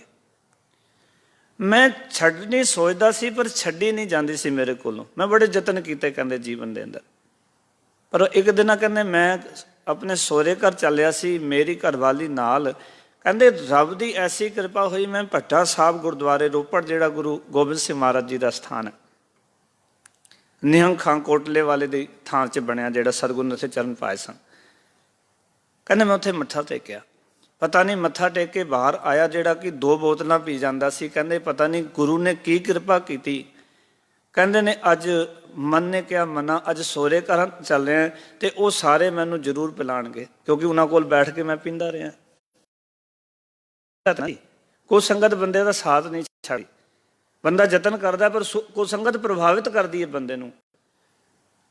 ਕਹਿੰਦੇ ਅੱਜ ਹੈਰਾਨੀ ਦੀ ਗੱਲ, ਤੁਸੀਂ ਕਹਿੰਦੇ ਖਿਆਲ ਜੀ ਵੀ ਦੇਖੋ ਮੈਂ ਬਾਹਰ ਨਿਕਲਿਆ, ਪਤਾ ਨਹੀਂ ਗੁਰੂ ਨੇ ਕਿਰਪਾ ਕੀਤੀ, ਮੈਂ ਦੁਕਾਨ ਤੇ ਚਲਾ ਗਿਆ, ਘਰਵਾਲੀ ਵੀ ਨਾਲ ਹੈ ਪਿੱਛੇ ਪਿੱਛੇ, ਤੇ ਮੈਂ ਕਿਹਾ ਵੀ ਕਕਾਰ ਇਹ ਕਿਰਪਾਨ ਕਿੰਨੇ ਦੀ ਹੈ? ਕਹਿੰਦੇ 2 ਕਿਰਪਾਨਾਂ ਦੇ। ਕਹਿੰਦੇ ਮੈਂ 2 ਕਿਰਪਾਨਾਂ ਖਰੀਦ ਲਈਆਂ, ਘੜਾ ਲੈ ਲਿਆ, ਕਛਹਿਰੇ ਲੈ ਲਏ 2 ਆਪਣੀ ਘਰਵਾਲੀ ਵਾਸਤੇ, 2 ਆਪਣੇ ਵਾਸਤੇ, ਕੰਘੇ ਲੈ ਲਏ 2। ਕਹਿੰਦੇ ਮੈਂ ਉੱਥੇ ਹੀ ਕਿਰਪਾਨ ਪਾ ਲਈ, ਨਾਲੇ ਕੰਘਾ ਜੇਬ 'ਚ ਰੱਖ ਲਿਆ, ਕੜਾ ਹੱਥ ਵਿੱਚ ਜਿਹੜਾ ਸਾਡੇ ਕੋਲ ਬੈਗ ਸੀ ਉਹਦੇ ਕਹਿੰਦੇ ਤੁਰ ਪਏ। ਕਹਿੰਦੇ ਸਹੁਰੇ ਘਰ ਗਏ ਤੇ ਉਹਨਾਂ ਨੇ ਪਹਿਲਾਂ ਹੀ ਇੰਤਜ਼ਾਮ ਕੀਤਾ ਸੀ, 2-4 ਬੋਤਲਾਂ ਲਾ ਕੇ ਰੱਖੀਆਂ ਹੋਈਆਂ ਸਨ। ਕਹਿੰਦੇ ਜੋ ਉਹ ਸ਼ਾਮ ਨੂੰ ਲੈ ਕੇ ਬੈਠ ਗਏ ਤੇ ਮੈਨੂੰ ਆਵਾਜ਼ ਮਾਰੀ ਕਿ ਜੀਜਾ ਜੀ ਆ ਜਾਓ। ਉਹ ਕਹਿੰਦੇ ਕੀ ਕਰਨਾ? ਕਹਿੰਦੇ ਅਸੀਂ ਤੁਹਾਡੇ ਵਾਸਤੇ ਮਾਲ ਤਿਆਰ ਕੀਤਾ। ਉਹ ਕਹਿੰਦਾ ਮੈਂ ਤਾਂ ਛੱਡ ਦਿੱਤੀ, ਖੁਦਾ ਦਾ ਵਾਸਤਾ ਵੀ ਮੈਂ ਤਾਂ ਪੀਂਦਾ ਨਹੀਂ। ਕਹਿੰਦੇ ਲੈ ਕੱਲ ਤਾਂ ਤੁਸੀਂ ਰੱਜੇ ਫਿਰਦੇ ਸੀ। ਕਹਿੰਦੇ ਕੱਲ ਰੱਜਾ ਫਿਰਦਾ ਸੀ, ਮੈਂ ਛਕ ਲਿਆ ਅੰਮ੍ਰਿਤ, ਮੈਂ ਛੱਡ ਦਿੱਤੀ ਹੈ। ਕਹਿੰਦੇ ਉਹ ਦਿਨ ਦਾ ਅੱਜ ਦਿਨ ਮੈਨੂੰ ਕਈ ਸਾਲਾਂ ਬਾਅਦ ਉਹਨਾਂ ਦਾ ਮਿਲਾਪ ਹੋਇਆ ਸੀ। ਕਹਿੰਦੇ ਗੁਰੂ ਸਾਹਿਬ ਨੇ ਐਡੀ ਕਿਰਪਾ ਕੀਤੀ ਕਿ ਭਾਵੇਂ ਕੋਈ ਸੰਗਤ ਮੈਨੂੰ ਮਿਲੀ ਪਰ ਮੇਰਾ ਮਨ ਇੱਕ ਦਿਨ ਨਹੀਂ ਕਰਿਆ। ਕਹਿੰਦੇ ਗੁਰੂ ਨੇ ਐਸੀ ਰਹਿਮਤ, ਮੈਂ ਅੰਮ੍ਰਿਤ ਨਹੀਂ ਸੀ ਛਕਿਆ। ਕਹਿੰਦੇ ਉਸ ਤੋਂ 6 ਮਹੀਨੇ ਬਾਅਦ ਜਾ ਕੇ ਮੈਂ ਅੰਮ੍ਰਿਤ ਛਕਿਆ। ਪਹਿਲਾਂ 6 ਮਹੀਨੇ ਕਿਰਪਾਨ ਪਾ ਕੇ ਰੱਖੀ, ਕੜਾ ਪਾ ਕੇ ਰੱਖਿਆ, ਕੰਘਾ ਪਾ ਕੇ ਰੱਖਿਆ। ਕਹਿੰਦੇ ਕੁਝ ਸੰਗਤ ਦਾ ਪ੍ਰਭਾਵ ਨਹੀਂ, ਭਰਤਰੀ ਕਹਿੰਦਾ ਪਰ ਇਹ ਪ੍ਰਭਾਵ ਅਕਸਰ ਪੈ ਜਾਂਦਾ ਬੰਦਿਆਂ ਤੋਂ। ਮੈਂ ਇਹ ਬੇਨਤੀ ਕਰਨਾ ਚਾਹ ਰਿਹਾ ਸੀ। ਭਰਤਰੀ ਜੋਗੀ ਕਹਿੰਦਾ ਹੈ ਕਿ ਮੈਂ ਜਾਣਿਓ ਮਨ ਮਰ ਗਇਓ, ਅਜੂ ਸੋ ਮਰਿਓ ਨਾਹੀ, ਵਰਸਾ ਪਰੀ ਕੁਛ ਦਾ ਅਰਥ ਹੈ ਭੈੜੀ ਸੰਗਤ ਦੀ। ਦਾਦਰ ਜੋ ਗੜਕਾਏ, ਜਿਵੇਂ ਡੱਡੂ ਬੋਲਣੇ ਸ਼ੁਰੂ ਹੋ ਜਾਂਦੇ ਨਾ ਬਰਸਾਤ ਪੈ ਕੇ, ਇਸ ਤਰ੍ਹਾਂ ਜਦੋਂ ਮਨੁੱਖ ਮਾੜੀ ਸੰਗਤ ਵਿੱਚ ਜਾਂਦਾ ਹੈ, ਵਿਕਾਰੀ ਸੰਗਤ ਵਿੱਚ ਜਾਂਦਾ ਹੈ, ਤੇ ਇਸ ਦੇ ਅੰਦਰ ਜਿਹੜੇ ਵਿਕਾਰ ਭਗਤੀ ਕਰਕੇ, ਭਜਨ ਕਰਕੇ, ਸਤਸੰਗਤ ਕਰਕੇ ਥੋੜੇ ਥੱਲੇ ਦਬ ਜਾਂਦੇ ਨੇ ਨਾ, ਤੇ ਇਹ ਵਿਕਾਰ ਉੱਪਰ ਹਾਵੀ ਹੋ ਜਾਂਦੇ। ਫਿਰ ਇਹ ਵਿਕਾਰ ਮਰਦੇ ਨਹੀਂ, ਫਿਰ ਦੁਬਾਰਾ ਆ ਜਾਂਦੇ ਨੇ। ਇਹ ਸੋਚਿਆ ਤੇ ਸੀ ਵੀ ਮਰ ਗਏ, ਪਰ ਇਹ ਵਿਕਾਰ ਮਰਦੇ ਨਹੀਂ ਹਨ। ਇਹ ਵਿਕਾਰ ਬੜੇ ਪ੍ਰਬਲ ਨੇ। ਬਾਬਾ ਫਰੀਦ ਜੀ ਕਹਿੰਦੇ ਨੇ ਇਹਨਾਂ ਵਿਕਾਰਾਂ ਨੇ ਤਾਂ ਐਡੇ ਜ਼ੋਰ ਲਾ ਦਿੱਤਾ ਵੀ ਇਸ ਦੁਨੀਆ ਦੇ ਪਦਾਰਥਾਂ ਦੇ ਚਸਕੇ ਵਿਸ਼ੇ ਵਿਕਾਰ ਜਿਹੜੇ ਨੇ, ਭਾਵੇਂ ਮੇਰਾ ਸਰੀਰ ਲਿੱਸਾ ਹੋ ਗਿਆ ਪਰ ਅਜੇ ਵੀ ਮੈਨੂੰ ਛੱਡ ਨਹੀਂ ਰਹੇ। ਕਾਗਾ ਢੰਡੋਲਿਆ ਸਗਲਾ ਖਾਇਆ ਮਾਂ, ਪਰ ਮੈਂ ਇੱਕ ਗੱਲ ਆਖ ਦਿੰਦਾ, ਇਸ ਸਰੀਰ ਦੀ ਸੱਤਾ ਖਿੱਚ ਲਈ ਹੈ, ਪਰ ਇਹ ਦੋਏ ਨੈਣਾ ਮਤ ਛੂਓ ਫਿਰ ਦੇਖਣ ਕੀ ਆਸ। ਕਹਿੰਦੇ ਨੇ ਰੱਬ ਕਰਕੇ ਕੋਈ ਵਿਕਾਰ ਮੇਰੀ ਇਹਨਾਂ ਦੋਹਾਂ ਅੱਖਾਂ ਨੂੰ ਨਾ ਛੇੜੇ, ਇਹਨਾਂ ਵਿੱਚ ਪਿਆਰੇ ਪ੍ਰਭੂ ਦੇ ਵੇਖਣ ਦੀ ਤਾਂਘ ਹੈ। ਬਾਬਾ ਫਰੀਦ ਜੀ ਕਹਿੰਦੇ ਅਜੇ ਵੀ ਆਸ ਹੈ, ਮੈਂ ਪਰਮਾਤਮਾ ਨੂੰ ਦੇਖਣਾ ਚਾਹੁੰਦਾ। ਮੈਂ ਬੇਨਤੀ ਕਰਾਂ ਜਿਸ ਨਾਲ ਵਿਛੋੜੇ ਦਾ ਅਹਿਸਾਸ ਹੋਵੇਗਾ, ਜਿਹਨਾਂ ਅੰਦਰ ਦੇਖਣ ਦੀ ਆਸ ਜਾਗੇਗੀ, ਬੈਰਾਗ ਦਾ ਜਨਮ ਹੋਏਗਾ, ਉਸ ਦਿਨ ਜ਼ਰੂਰ ਇੱਕ ਦਿਨ ਪਰਮਾਤਮਾ ਦੇ ਦਰਸ਼ਨ ਹੋਣਗੇ। ਗੁਰੂ ਬੜਾ ਸਮਰੱਥ ਜੀ। ਇੱਕ ਬਤਾਲਾ ਪਿੰਡ ਹੈ ਪੰਜਾਬ ਦੇ ਵਿੱਚ, ਉੱਥੇ ਇੱਕ ਗਰੀਬ ਪਰਿਵਾਰ ਰਹਿੰਦਾ ਹੈ, ਤੇ ਉਹ ਜਿਹੜੀ ਬੱਚੀ ਹੈ ਨਾ ਗੁਰੂ ਘਰ ਨੂੰ ਮੰਨਣ ਵਾਲੀ ਹੈ। ਉਹਦਾ ਵਿਆਹ ਬਤਾਲੇ ਵਿੱਚ ਹੋਇਆ। ਉੱਥੇ ਕੁਝ ਸਮਾਂ ਬਾਅਦ ਉਹਦੇ ਘਰਦਿਆਂ ਨੇ ਉਸਨੂੰ ਬੜਾ ਤੰਗ ਕੀਤਾ। ਘਰਦਿਆਂ ਨੇ ਉਹਨਾਂ ਨੂੰ ਅੱਡ ਵੀ ਕਰ ਦਿੱਤਾ। ਘਰ ਦੇ ਵਿੱਚ ਉਹਨਾਂ ਦੇ ਇੱਕ ਸੰਤਾਨ ਹੋਈ, ਤੇ ਜਿਹੜਾ ਪਤੀ ਸੀ उसका वो अकाल चलाना कर गया। पर वो बीबी जिहड़ी गुरु घर नाल जुड़ी हुई सी, उसने मन च सोचा भी साडा सारा पिंड सगी सरवरियां दा है, किते इन्हां दा असर ना हो जाए। असीं तां गुरु गोबिंद सिंह महाराज, गुरु साहब जी, हरगोबिंद पातशाह जी दे, गुरु अर्जन देव जी महाराज दे सिख हाँ। ते उस एक दिन उसने कहा, माता भी साडे लोग सरी ने ते किरपा कर, मैं भी जाना चाहना। माँ जिहड़ी सी वो सिੱਖੀ ਦੇ ਵਿੱਚ परपक सी, कहन लगी बेटा नहीं, आपां गुरु महाराज दे सिख हाँ। ते हुण बच्चा सी जिद करन लगा, माँ भी काम कर, भी जे आपां उत्थे नहीं जाना तो मैनू हरगोबिंद पातशाह जी दे घर लैके चल। माँ कहती है आपां तां गरीब हाँ, एक टाइम की रोटी भी औखी मिलती है, तो आपां किवें जावांगे, नाले दोवें आपां जी अपने नाल तां किसी ने जाना भी नहीं उत्थे, क्योंकि सारा पिंड सगी सरवरियां दा। प्यार वालिओ, माँ जिहड़ी सी उसने एक जुगती दे दी, कहन लगी बेटा ਜਿਹੜੇ सिख गुरु साहब जी को नहीं ना जा सकते, ਜਿਹੜੇ गरीब होंदे ने ना, तो मेरा ਜਿਹੜਾ पातशाह है, साडा ਜਿਹੜਾ गुरु है, वो अमीर निवाज नहीं, वो गरीब निवाज है। अमीर निवाज नहीं सतगुरु, गरीब निवाज है। तो मेरे सतगुरु के प्रति कहन लगी भी महाराज, कहते ਜਿਹੜੇ गरीब उत्थे नहीं जा सकते, सतगुरु आप आके दर्शन देंदे ने। तो कहन लगा, माता भी जे गुरु साहब आके दर्शन देणगे मैं पेटा की रखांगा। कहन लगे अपने कोल तां देण नूं कुछ भी नहीं, रोटी नहीं चलती अपनी तो माँ सियाणी सी कहन लगी कि काम कर भी ये गुड़ की रोड़ी जिन्हों पहली कहते आपां भी ये अपने पल्ले विच बनना। नाम उहदा भाई पल्ला, नाम भी लोगों ने पल्ला पा दिता। तो गुड़ की टेम बनी। खेतां नूं जदों पशु चारन वास्ते गया तो नाल दे साथियां ने पुछया भी एक ही लियांदा, कुछ खाण नूं लियांदा? कहंदे तुहाडे वास्ते नहीं है। कहंदे की है? कहंदे गुड़ है। कहने किस वास्ते? कहने मेरे गुरु साहब आउणगे तो मैं उन्होंने गुड़ भेटा करांगा।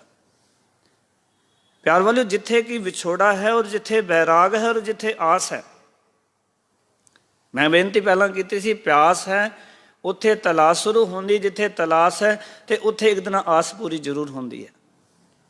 तो सारे ने मखौल करना भी थोड़ा गुरु तो बड़ा अमीर सतगुरु है, सैनसाई है, मेरी पीरी का मालक है, एडा बड़ा सतगुरु, दुनिया में उसका नाम न है, इतने कीमती कीमती उसके उत्ते चंदवे झुलते हैं, चोर होंदे ने, इतने महंगे महंगे तख्तां दे बैठन वाला साडा गुरु, अकाल तख्त साहब का मालक, भी वो थोड़े करके मैं आएगा गरीबों के? बच्चों ने बड़े मखौल किए, पर माँ की गल याद रही भी वो गरीब निवाज है। हौली हौली इतना मन जुड़ गया, हर वेले सतगुरु नूं याद करता रहिंदा सी। हुण जो कुछ दिन होए कि वो खेतों में ही रहना शुरू कर दिता। माँ बड़ी उदास हो गई भी मैं तो कहा सी भी बेटा भी सतगुर आउणगे, पर उहदे मन, क्योंकि कई बार दसन वाला जिहड़ा इदां ही रह जाता उत्थे ही, और जिहड़ा सुणदा वो कई बार गांह लंघ जाता है। माँ ने दस्सिया सी पर पुत्र तां गांह विड़ती जुड़ गई उसकी। बस हर वेले बैराग दे विच भी सतगुरु सतगुरु सतगुरु का नाम लैंदा रहिंदा सी, गुरु गुरु करदा रहिंदा सी। बाणी कहती भी सिख नूं भी गुरु गुरु गुर कर मन मोर, गुरु बिना मैं नाही होर, गुरु तो बिना तेरा कोई नहीं जे है। प्यार वालों, उसके अंदर बैराग का जन्म हो गया, अंदर तड़फ पैदा हो गई, कदों आउणगे सतगुरु, बस गुरु गुरु करता रहिंदा सी। अज हैरानी की गल कि जिहड़ा हुण खेतां दे विच ही रहन लग पिया, अज वो वट ते बैठा है। गुरु साहब जी नाल गए हुए सन बटाले विच, ते आप जी बुताला पिंड नूं तुर पए। जदों उत्थे पहुंचे ना, तो उत्थे दा जमींदार तुरया आ रहा सी, जो उत्थे पिंड दा सरपंच सी। ते महाराज ने पूछया भी इस पिंड दा सरपंच कौन है? ते वो हस के मखौल करके, क्योंकि वो बड़ा गरीब परिवार सी, क्योंकि इको ही सिख परिवार सी, बाकी सारे जिहड़े ने वो सगी सरवरीए सन। ते सरपंच भी जिहड़ा सी वो भी सगी सरवरिया सी। ये भाई पल्ला जिहड़ा है ये वट ते बैठा होया है, जिहड़ा खेत है उहदी वट, जिन्हों डोल भी कहते हैं आम लोग जिहड़े पिंडां दे विच, वो वट ते बैठा होया है। मेंढ भी कहते हैं कई लोग, अलग अलग भाषा में लोगों दी। वो वट ते बैठे होया भाई पल्ला, ते हस के उस चौधरी नवाब ने जिहड़ा सरपंच सी मखौल की कि वो सामने नवाब बैठा पिंड दा। ਇਸ ਨੇ ਤਾਂ ਮਖੌਲ ਕੀਤੀ ਵੀ, ਕਿਉਂਕਿ ਕਈ ਵਾਰੀ ਗਰੀਬ ਬੰਦੇ ਦੇ ਇਸ ਤਰ੍ਹਾਂ ਲੋਕ ਮਜ਼ਾਕ ਉਡਾਉਂਦੇ, ਕਹਿੰਦੇ ਵੀ ਚੌਧਰੀ ਸਾਹਿਬ ਕੀ ਹਾਲ ਹੈ, ਭਾਵੇਂ ਬੰਦਾ ਗਰੀਬ ਹੋਵੇ। ਕਈ ਵਾਰ ਕਹਿਣਗੇ ਨਵਾਬ ਸਾਹਿਬ ਕੀ ਹਾਲ ਹੈ ਤੁਹਾਡਾ। ਲੋਕ ਮਖੌਲ ਕਰਦੇ ਆ। ਗੁਰੂ ਸਾਹਿਬ ਜੀ ਉਹਦੇ ਕੋਲ ਚਲੇ ਗਏ ਤੇ ਉਹਦੇ ਕੋਲ ਜਾ ਕੇ ਖੜ ਗਏ ਤੇ ਕੀ ਦੇਖਦੇ ਨੇ, ਗੁਰੂ ਗੁਰੂ ਕਰ ਰਿਹਾ, ਮਸਤ ਹੈ, ਗੁਰੂ ਗੁਰੂ ਕਰਦਾ ਹੋਇਆ, ਗੁਰੂ ਗੁਰੂ ਜਪ ਰਿਹਾ। ਤੇ ਜੋ ਆਵਾਜ਼ ਮਾਰੀ ਵੀ ਭੁੱਖ ਲੱਗੀ ਹੈ ਤੇ ਇੱਕ ਕੰਮ ਕਰ ਵੀ ਜਿਹੜੀ ਭੇਟਾ ਤੂੰ ਬੰਨੀ ਹੋਈ ਉਹ ਸਾਨੂੰ ਦੇ ਦੇ। ਉਸਨੇ ਅੱਖਾਂ ਖੁੱਲ੍ਹ ਕੇ ਵੇਖਿਆ ਤੇ ਹਰਗੋਬਿੰਦ ਪਾਤਸ਼ਾਹ ਮੀਰੀ ਪੀਰੀ ਦੇ ਮਾਲਕ, ਦੀਨ ਦੁਨੀਆ ਦੇ ਮਾਲਕ, ਗਰੀਬ ਦੇ ਕੋਲ ਪਹੁੰਚੇ ਹੋਏ ਨੇ। ਉਚਾਰਨ ਕਰੋ ਸਤਨਾਮ ਸ੍ਰੀ ਵਾਹਿਗੁਰੂ। ਦੇਖੋ ਇਹ ਵੈਰਾਗ ਹੈ ਅੰਦਰ ਦਾ, ਇੱਕ ਆਸ ਸੀ ਉਹਨੂੰ। ਮਾਂ ਨੇ ਕਹਿ ਦਿੱਤਾ ਜ਼ਰੂਰ ਆਉਣਗੇ। ਗਰੀਬ ਨਿਵਾਜ ਪਾਤਸ਼ਾਹ ਨੇ ਇੱਕ ਆਸ ਲੱਗੀ ਅੰਦਰ, ਜੀਵਨ ਦੇ ਅੰਦਰ। ਪਿਆਰ ਵਾਲਿਓ, ਸੱਚ ਜਾਣਨਾ, ਦਰਸ਼ਨ ਹੋਏ। ਗੁਰੂ ਸਾਹਿਬ ਜੀ ਨੇ ਆਪ ਉਹ ਗੁੜ ਦੀ ਰੋੜੀ ਜਿਹੜੀ ਬੰਨੀ ਹੋਈ ਸੀ, ਭਾਈ ਪੱਲੇ ਨੇ ਆਪਣੇ ਪੱਲੇ ਵਿੱਚ ਗੁਰੂ ਦਾ ਪੱਲਾ ਫੜ ਕੇ ਰੱਖਿਆ ਹੋਇਆ ਸੀ, ਘੁੱਟ ਕੇ। ਮਾਂ ਨੇ ਕਿਹਾ ਸੀ ਪੱਲਾ ਗੁਰੂ ਦਾ ਫੜਨਾ, ਗੁਰੂ ਸਾਹਿਬ ਜ਼ਰੂਰ ਆਉਣਗੇ। ਅੱਜ ਗੁਰੂ ਸਾਹਿਬ ਨੇ ਉਹ ਇਸ ਦੀ ਰੋੜੀ ਪ੍ਰਵਾਨ ਕੀਤੀ ਤੇ ਨਾਲ ਕਹਿਣ ਲੱਗੇ ਵੀ ਚੱਲ ਘਰ ਚੱਲਦੇ ਹਾਂ। ਇਹਦੇ ਘਰ ਚਲੇ ਗਏ। ਲੋਕ ਹੈਰਾਨ ਨੇ ਵੀ ਅਸੀਂ ਇਹਨੂੰ ਗਰੀਬ ਨਹੀਂ ਜਿਹੀ ਕਹਿੰਦੇ ਸਨ, ਇਹਨੂੰ ਕਹਿੰਦੇ ਸੀ ਇਹਦੇ ਕੋਲ ਕੱਖ ਨਹੀਂ, ਪਰ ਦੀਨ ਦੁਨੀਆ ਦਾ ਮਾਲਕ ਚੱਲ ਕੇ ਖੁਦ ਇਸ ਦੇ ਘਰ ਆਇਆ। ਇਹ ਕਿਤਨੀ ਕੁ ਅਮੀਰ ਹੋਏਗੀ ਅੰਦਰੋਂ। ਕੋਈ ਜ਼ਰੂਰੀ ਨਹੀਂ ਮਾਫ ਕਰਨਾ ਕਿ ਬਾਹਰੋਂ ਕੋਈ ਗਰੀਬ ਹੋਵੇ ਤੇ ਅੰਦਰੋਂ ਪਤਾ ਨਹੀਂ ਕਿਤਨੀ ਰੂਹਾਨੀਅਤ ਦੀ ਅਮੀਰੀ ਲਈ ਬੈਠਾ ਹੋਏਗਾ ਉਹ। ਅੱਜ ਗੁਰੂ ਸਾਹਿਬ ਨੇ ਉਸਦੇ ਘਰ ਕਿਹਾ ਕਿ ਬੀਬੀਏ, ਭੈਣੇ, ਬੱਚੀਏ, ਵੀ ਲੰਗਰ ਤਿਆਰ ਕਰ। ਹੁਣ ਇਹ ਮਹਾਰਾਜ ਦਾ ਬਚਨ ਤਾਂ ਮੋੜ ਨਹੀਂ ਸਕਦੀ, ਪਰ ਇਹਨੂੰ ਪਤਾ ਵੀ ਘਰ ਤਾਂ ਇੱਕ ਟਾਈਮ ਦੀ ਰੋਟੀ ਦਾ ਪ੍ਰਸਾਦਾ ਜੋਗਾ, ਘਰ 'ਚ ਕੁਛ ਰਾਸ਼ਨ ਨਹੀਂ ਸਾਡੇ ਹੈ ਜੀ। ਮਹਾਰਾਜ ਕਹਿੰਦੇ ਸੰਗਤ, ਕਿਉਂਕਿ ਸੰਗਤਾਂ ਨੂੰ ਵੀ ਪਤਾ ਚੱਲ ਗਿਆ ਆਲੇ ਦੁਆਲੇ ਵੀ ਮਹਾਰਾਜ ਬਤਾਲੇ ਪਿੰਡ ਪਹੁੰਚੇ ਹੋਏ ਨੇ। ਤੇ ਜਿਹੜੇ ਸਿੱਖ ਸਨ ਉਹ ਵਹੀਰਾਂ ਕੱਢ ਕੇ ਇੱਥੇ ਆਉਣ ਲੱਗ ਪਏ ਮਹਾਰਾਜ ਦੇ ਦਰਸ਼ਨਾਂ ਨੂੰ। ਤੇ ਗੁਰੂ ਸਾਹਿਬ ਨੇ ਕਿਹਾ ਵੀ ਲੰਗਰ ਸ਼ੁਰੂ ਕਰਨਾ, ਤੂੰ ਲੰਗਰ ਤਿਆਰ ਕਰ। ਹੁਣ ਇਹ ਅੰਦਰੋਂ ਸੋਚੀ ਜਾਂਦੀ, ਜਦੋਂ ਅੰਦਰ ਗਈ ਨਾ, ਵੀ ਮੇਰੇ ਘਰ ਵਿੱਚ ਤਾਂ ਜੋ ਇੱਕ ਬੰਦੇ ਜੋਗੀ ਰਾਸ਼ਨ ਪਾਣੀ ਨਹੀਂ, ਤੇ ਗੁਰੂ ਸਾਹਿਬ ਕਹਿੰਦੇ ਲੰਗਰ ਚਲਾਉਣਾ। ਬਸ ਗੁਰੂ ਤੇ ਸਰਦਾ ਟੇਕ ਕੇ ਜੋ ਕੁਛ ਸੀ ਮਹਾਰਾਜ ਨੇ ਕਿਹਾ ਜੋ ਕੁਛ ਹੈ ਬਣਾ ਲੈ, ਇਹ ਮੁੱਕਦਾ ਨਹੀਂ। ਇੱਕ ਵਾਰੀ ਉਚਾਰਨ ਕਰੋ ਸਤਨਾਮ, ਵੀ ਜੋ ਕੁਛ ਹੈ ਬਣਾ ਲੈ, ਮੁੱਕਦਾ ਕੋਈ ਨਹੀਂ ਤੇਰਾ। ਪਿਆਰ ਵਾਲਿਓ, ਸੱਚ ਜਾਣਨਾ, ਐਸੀ ਕਿਰਪਾ ਵਰਤੀ ਉਸਨੇ, ਉਹ ਤਿਆਰ ਕੀਤਾ। ਉੱਥੇ ਅੱਜ ਤੱਕ ਲੰਗਰ ਚੱਲ ਰਹੇ ਨੇ, ਅੱਜ ਤੱਕ ਲੰਗਰ ਵਰਤ ਰਹੇ ਉੱਥੇ। ਇਹ ਹੈ ਬੈਰਾਗ। ਬੈਰਾਗ ਤੋਂ ਬਾਅਦ ਜਦੋਂ ਆਸਾ ਕਰਦੇ ਆ ਨਾ, ਤਾਂ ਉਸਦੀ ਆਸ ਪੂਰੀ ਹੁੰਦੀ ਹੈ। ਭਗਤ ਰਵਿਦਾਸ ਜੀ ਨੇ ਬੜੇ ਪਿਆਰੇ ਬਚਨ ਕੀਤੇ, ਕਹਿੰਦੇ ਨੇ, ਹਮ ਸਰ ਦੀਨ ਦਿਆਲ ਨਾ ਤੁਮ ਸਰ ਅਬ ਪਤਿਆਰ ਕਿਆ ਕੀਜੈ, ਬਚਨੀ ਤੋਰ ਮੋਰ ਮਨ ਮਾਨੈ, ਜਨ ਕੋ ਪੂਰਨ ਦੀਜੈ, ਹੋਂ ਬਲ ਬਲ ਜਾਉ ਰਮਈਆ ਕਾਰਨੇ, ਕਾਰਨ ਕਵਲ ਅਬੋਲ। ਕਹਿੰਦੇ ਨੇ ਭਗਤ ਰਵਿਦਾਸ ਜੀ, ਬਹੁਤ ਜਨਮ ਵਿਛਰੇ ਥੇ ਮਾਧੋ, ਇਹ ਜਨਮ ਤੁਮਾਰੇ ਲੇਖੇ, ਕਹਿ ਰਵਿਦਾਸ ਆਸ ਲਗ ਜੀਵੋਂ ਚਿਰ ਪਇਓ, ਦਰਸ਼ਨ ਦੇਖੇ। ਚਿਰਾਂ ਤੋਂ ਬਾਅਦ ਦਰਸ਼ਨ ਹੋਏ। ਇੱਥੇ ਭਗਤ ਫਰੀਦ ਜੀ ਵੀ ਕਹਿ ਰਹੇ ਨੇ ਵੀ ਹੇ ਵਿਕਾਰੋ, ਇਹ ਦੋਏ ਨੈਣਾ ਮਤ ਛੂਓ, ਫਿਰ ਦੇਖਣ ਕੀ ਆਸ। ਰੱਬ ਨੂੰ ਵੇਖਣ ਦੀ ਆਸ ਹੈ ਅੰਦਰ। ਇਹਨਾਂ ਅੱਖਾਂ ਨੂੰ ਨਾ ਛੂਓ, ਕਿਉਂਕਿ ਅੱਖਾਂ ਦੇ ਨਾਲ ਮੈਂ ਉਸ ਪਰਮਾਤਮਾ ਦੇ ਦੀਦ ਨੇ ਦੀਦਾਰ ਕਰਨੇ। ਕਿਉਂਕਿ ਬਾਣੀ ਨੇ ਆਖਿਆ, ਦੀਦ ਨੇ ਦੀਦਾਰ ਸਾਹਿਬ ਕਛ ਨਹੀਂ ਇਸਕਾ ਮੋਲ। ਅੱਖਾਂ ਨਾਲ ਨਾ ਗੁਰੂ ਕੇ ਦੀਦਾਰ ਕਰਨੇ, ਗੁਰੂ ਕੇ ਸੰਗਤ ਦੇ ਦੀਦਾਰ ਕਰਨੇ। ਇਸ ਦੇ ਵਿੱਚੋਂ ਰੱਬ ਨੂੰ ਜੇ ਦੇਖ ਲਈ ਤੇ ਇਸਦਾ ਕੋਈ ਮੁੱਲ ਨਹੀਂ, ਜੇ ਕੋਈ ਮੁੱਲ ਨਹੀਂ ਦੇ ਸਕਦਾ। ਅੱਖਾਂ ਨਾਲ ਦੀਦਾਰ ਵੀ ਇਤਨਾ ਮਹਿੰਗਾ, ਸਾਡੇ ਪੈਸਿਆਂ ਨਾਲ ਥੋੜ੍ਹੀ ਇਹ ਦੀਦਾਰ ਕਿਤੇ ਹੋ ਸਕਦਾ। ਇਹ ਤਾਂ ਗੁਰੂ ਦੀ ਕਿਰਪਾ ਨਾਲ ਹੈ, ਗੁਰੂ ਦੀਆਂ ਰਹਿਮਤਾਂ ਨਾਲ ਹੈ। ਤੇ ਸੱਚ ਜਾਣਨਾ, ਭਗਤ ਫਰੀਦ ਜੀ ਕਹਿ ਰਹੇ ਨੇ, ਕਹਿੰਦੇ ਇਹਨਾਂ ਅੱਖਾਂ ਨੂੰ ਨਾ ਛੇੜੋ, ਇਹਨਾਂ ਵਿੱਚ ਪਿਆਰੇ ਪ੍ਰਭੂ ਨੂੰ ਦੇਖਣ ਦੀ ਆਸ ਟਿਕੀ ਹੋਈ ਹੈ। ਔਰ ਖਿਆਲ ਕਰਨਾ, ਜੇ ਇਹ ਆਸ ਨਹੀਂ ਹੈ ਔਰ ਜੀਵਨ ਇੱਦਾਂ ਦਾ ਨਹੀਂ ਹੈ, ਤਾਂ ਸੱਚ ਜਾਣਨਾ ਫਿਰ ਚੱਕਵੀ ਚੰਗੀ ਹੈ। ਕਬੀਰ ਸਾਹਿਬ ਕਹਿੰਦੇ, ਕਬੀਰ ਚੱਕਈ ਜੋ ਨਿਸ ਵਿਛਰੈ, ਆਏ ਮਿਲੇ ਪ੍ਰਭਾਤ, ਜੋ ਨਰ ਵਿਛਰੇ ਰਾਮ ਸਿਉ, ਨਾ ਦਿਨ ਮਿਲੈ ਨਾ ਰਾਤ। ਉਹ ਤਾਂ ਜੋ ਰਾਤ ਨੂੰ ਵਿਛੜਦੀ ਚੱਕੀ, ਸਵੇਰੇ ਮਿਲਾਪ ਹੋ ਜਾਂਦਾ ਸੂਰਜ ਨਿਕਲਦੀ ਸਾਰ। ਪਰ ਜਿਹੜੇ ਰੱਬ ਤੋਂ ਵਿਛੜ ਜਾਂਦੇ ਨੇ, ਉਹ ਨਾ ਦਿਨ ਮਿਲਦੇ ਨਾ ਰਾਤ ਮਿਲਦੇ। ਇਸ ਕਰਕੇ ਇਹ ਵਿਛੋੜਾ ਚੰਗਾ ਨਹੀਂ ਹੈ। ਆਸ ਰੱਖੀਏ ਕਿ ਪਰਮਾਤਮਾ ਤੇਰੇ ਦੀਦਾਰ ਕਰਨੇ ਹਨ। ਇਹ ਹੈ ਸਰਗੁਣ ਸਰੂਪ, ਕਿਉਂਕਿ ਅੱਖਾਂ ਨਾਲ ਦੇਖਣਾ ਇਹ ਸਰਗੁਣ ਸਰੂਪ ਹੈ ਪਰਮਾਤਮਾ ਨੂੰ। ਅਗਲੇ ਸਲੋਕ ਵਿੱਚ ਨਿਰਗੁਣ ਸਰੂਪ ਦੀ ਵਿਚਾਰ ਕੀਤੀ। ਆਖਣ ਲੱਗੇ, ਕਾਗਾ ਚੂੰਡ ਨਾ ਪਿੰਜਰਾ, ਵਸੈ ਤਾਂ ਉਡਰ ਜਾਹੇ। ਬਾਬਾ ਫਰੀਦ ਜੀ ਆਖ ਰਹੇ ਨੇ, ਹੇ ਕਾਂ, ਕਾਗਾ, ਕਾਂ, ਚੂੰਡ ਨਾ ਪਿੰਜਰਾ, ਮੇਰਾ ਪਿੰਜਰ ਨਾ ਠੁੰਗ, ਪਾਓ ਕਿ ਇਹਨੂੰ ਠੁੰਗਾ ਨਾ ਮਾਰ, ਵਸੈ ਤਾਂ ਉੱਡਰ ਜਾਏ। ਜੇ ਤੇਰੇ ਵਸ ਵਿੱਚ ਇਹ ਗੱਲ ਹੈ ਤਾਂ ਇੱਥੋਂ ਉੱਡ ਕੇ ਚਲਾ ਜਾ। ਵਿਕਾਰਾਂ ਨੂੰ ਕਹਿ ਰਹੇ ਨੇ ਕਿ ਜੇ ਵਿਕਾਰੋ ਤੁਹਾਡੇ ਵਿੱਚ ਸਮਰਥਾ ਹੈ ਨਾ ਤਾਂ ਮੇਰੇ ਸਰੀਰ ਨੂੰ ਛੱਡ ਕੇ ਕਿਤੇ ਹੋਰ ਚਲੇ ਜਾਓ। ਵੈਸੇ ਗੁਰਬਾਣੀ ਨੇ ਵਿਚਾਰ ਦੱਸੇ ਨੇ ਸਾਨੂੰ। ਮਹਾਰਾਜ ਕਹਿੰਦੇ ਨੇ ਕਿ ਨਸ ਵੰਜੋ ਕਿਲ ਵਿਖੋ ਕਰਤਾ ਘਰ ਆਇਆ, ਦੂਤੈ ਦੇਹਨ ਬਿਆ ਗੋਬਿੰਦ ਪ੍ਰਗਟਾਇਆ। ਇਹ ਵਿਕਾਰੋ ਹੁਣ ਚਲੇ ਜਾਓ ਕਿਉਂਕਿ ਕਰਤਾ ਜੀ ਅੰਦਰ ਆ ਗਏ ਨੇ।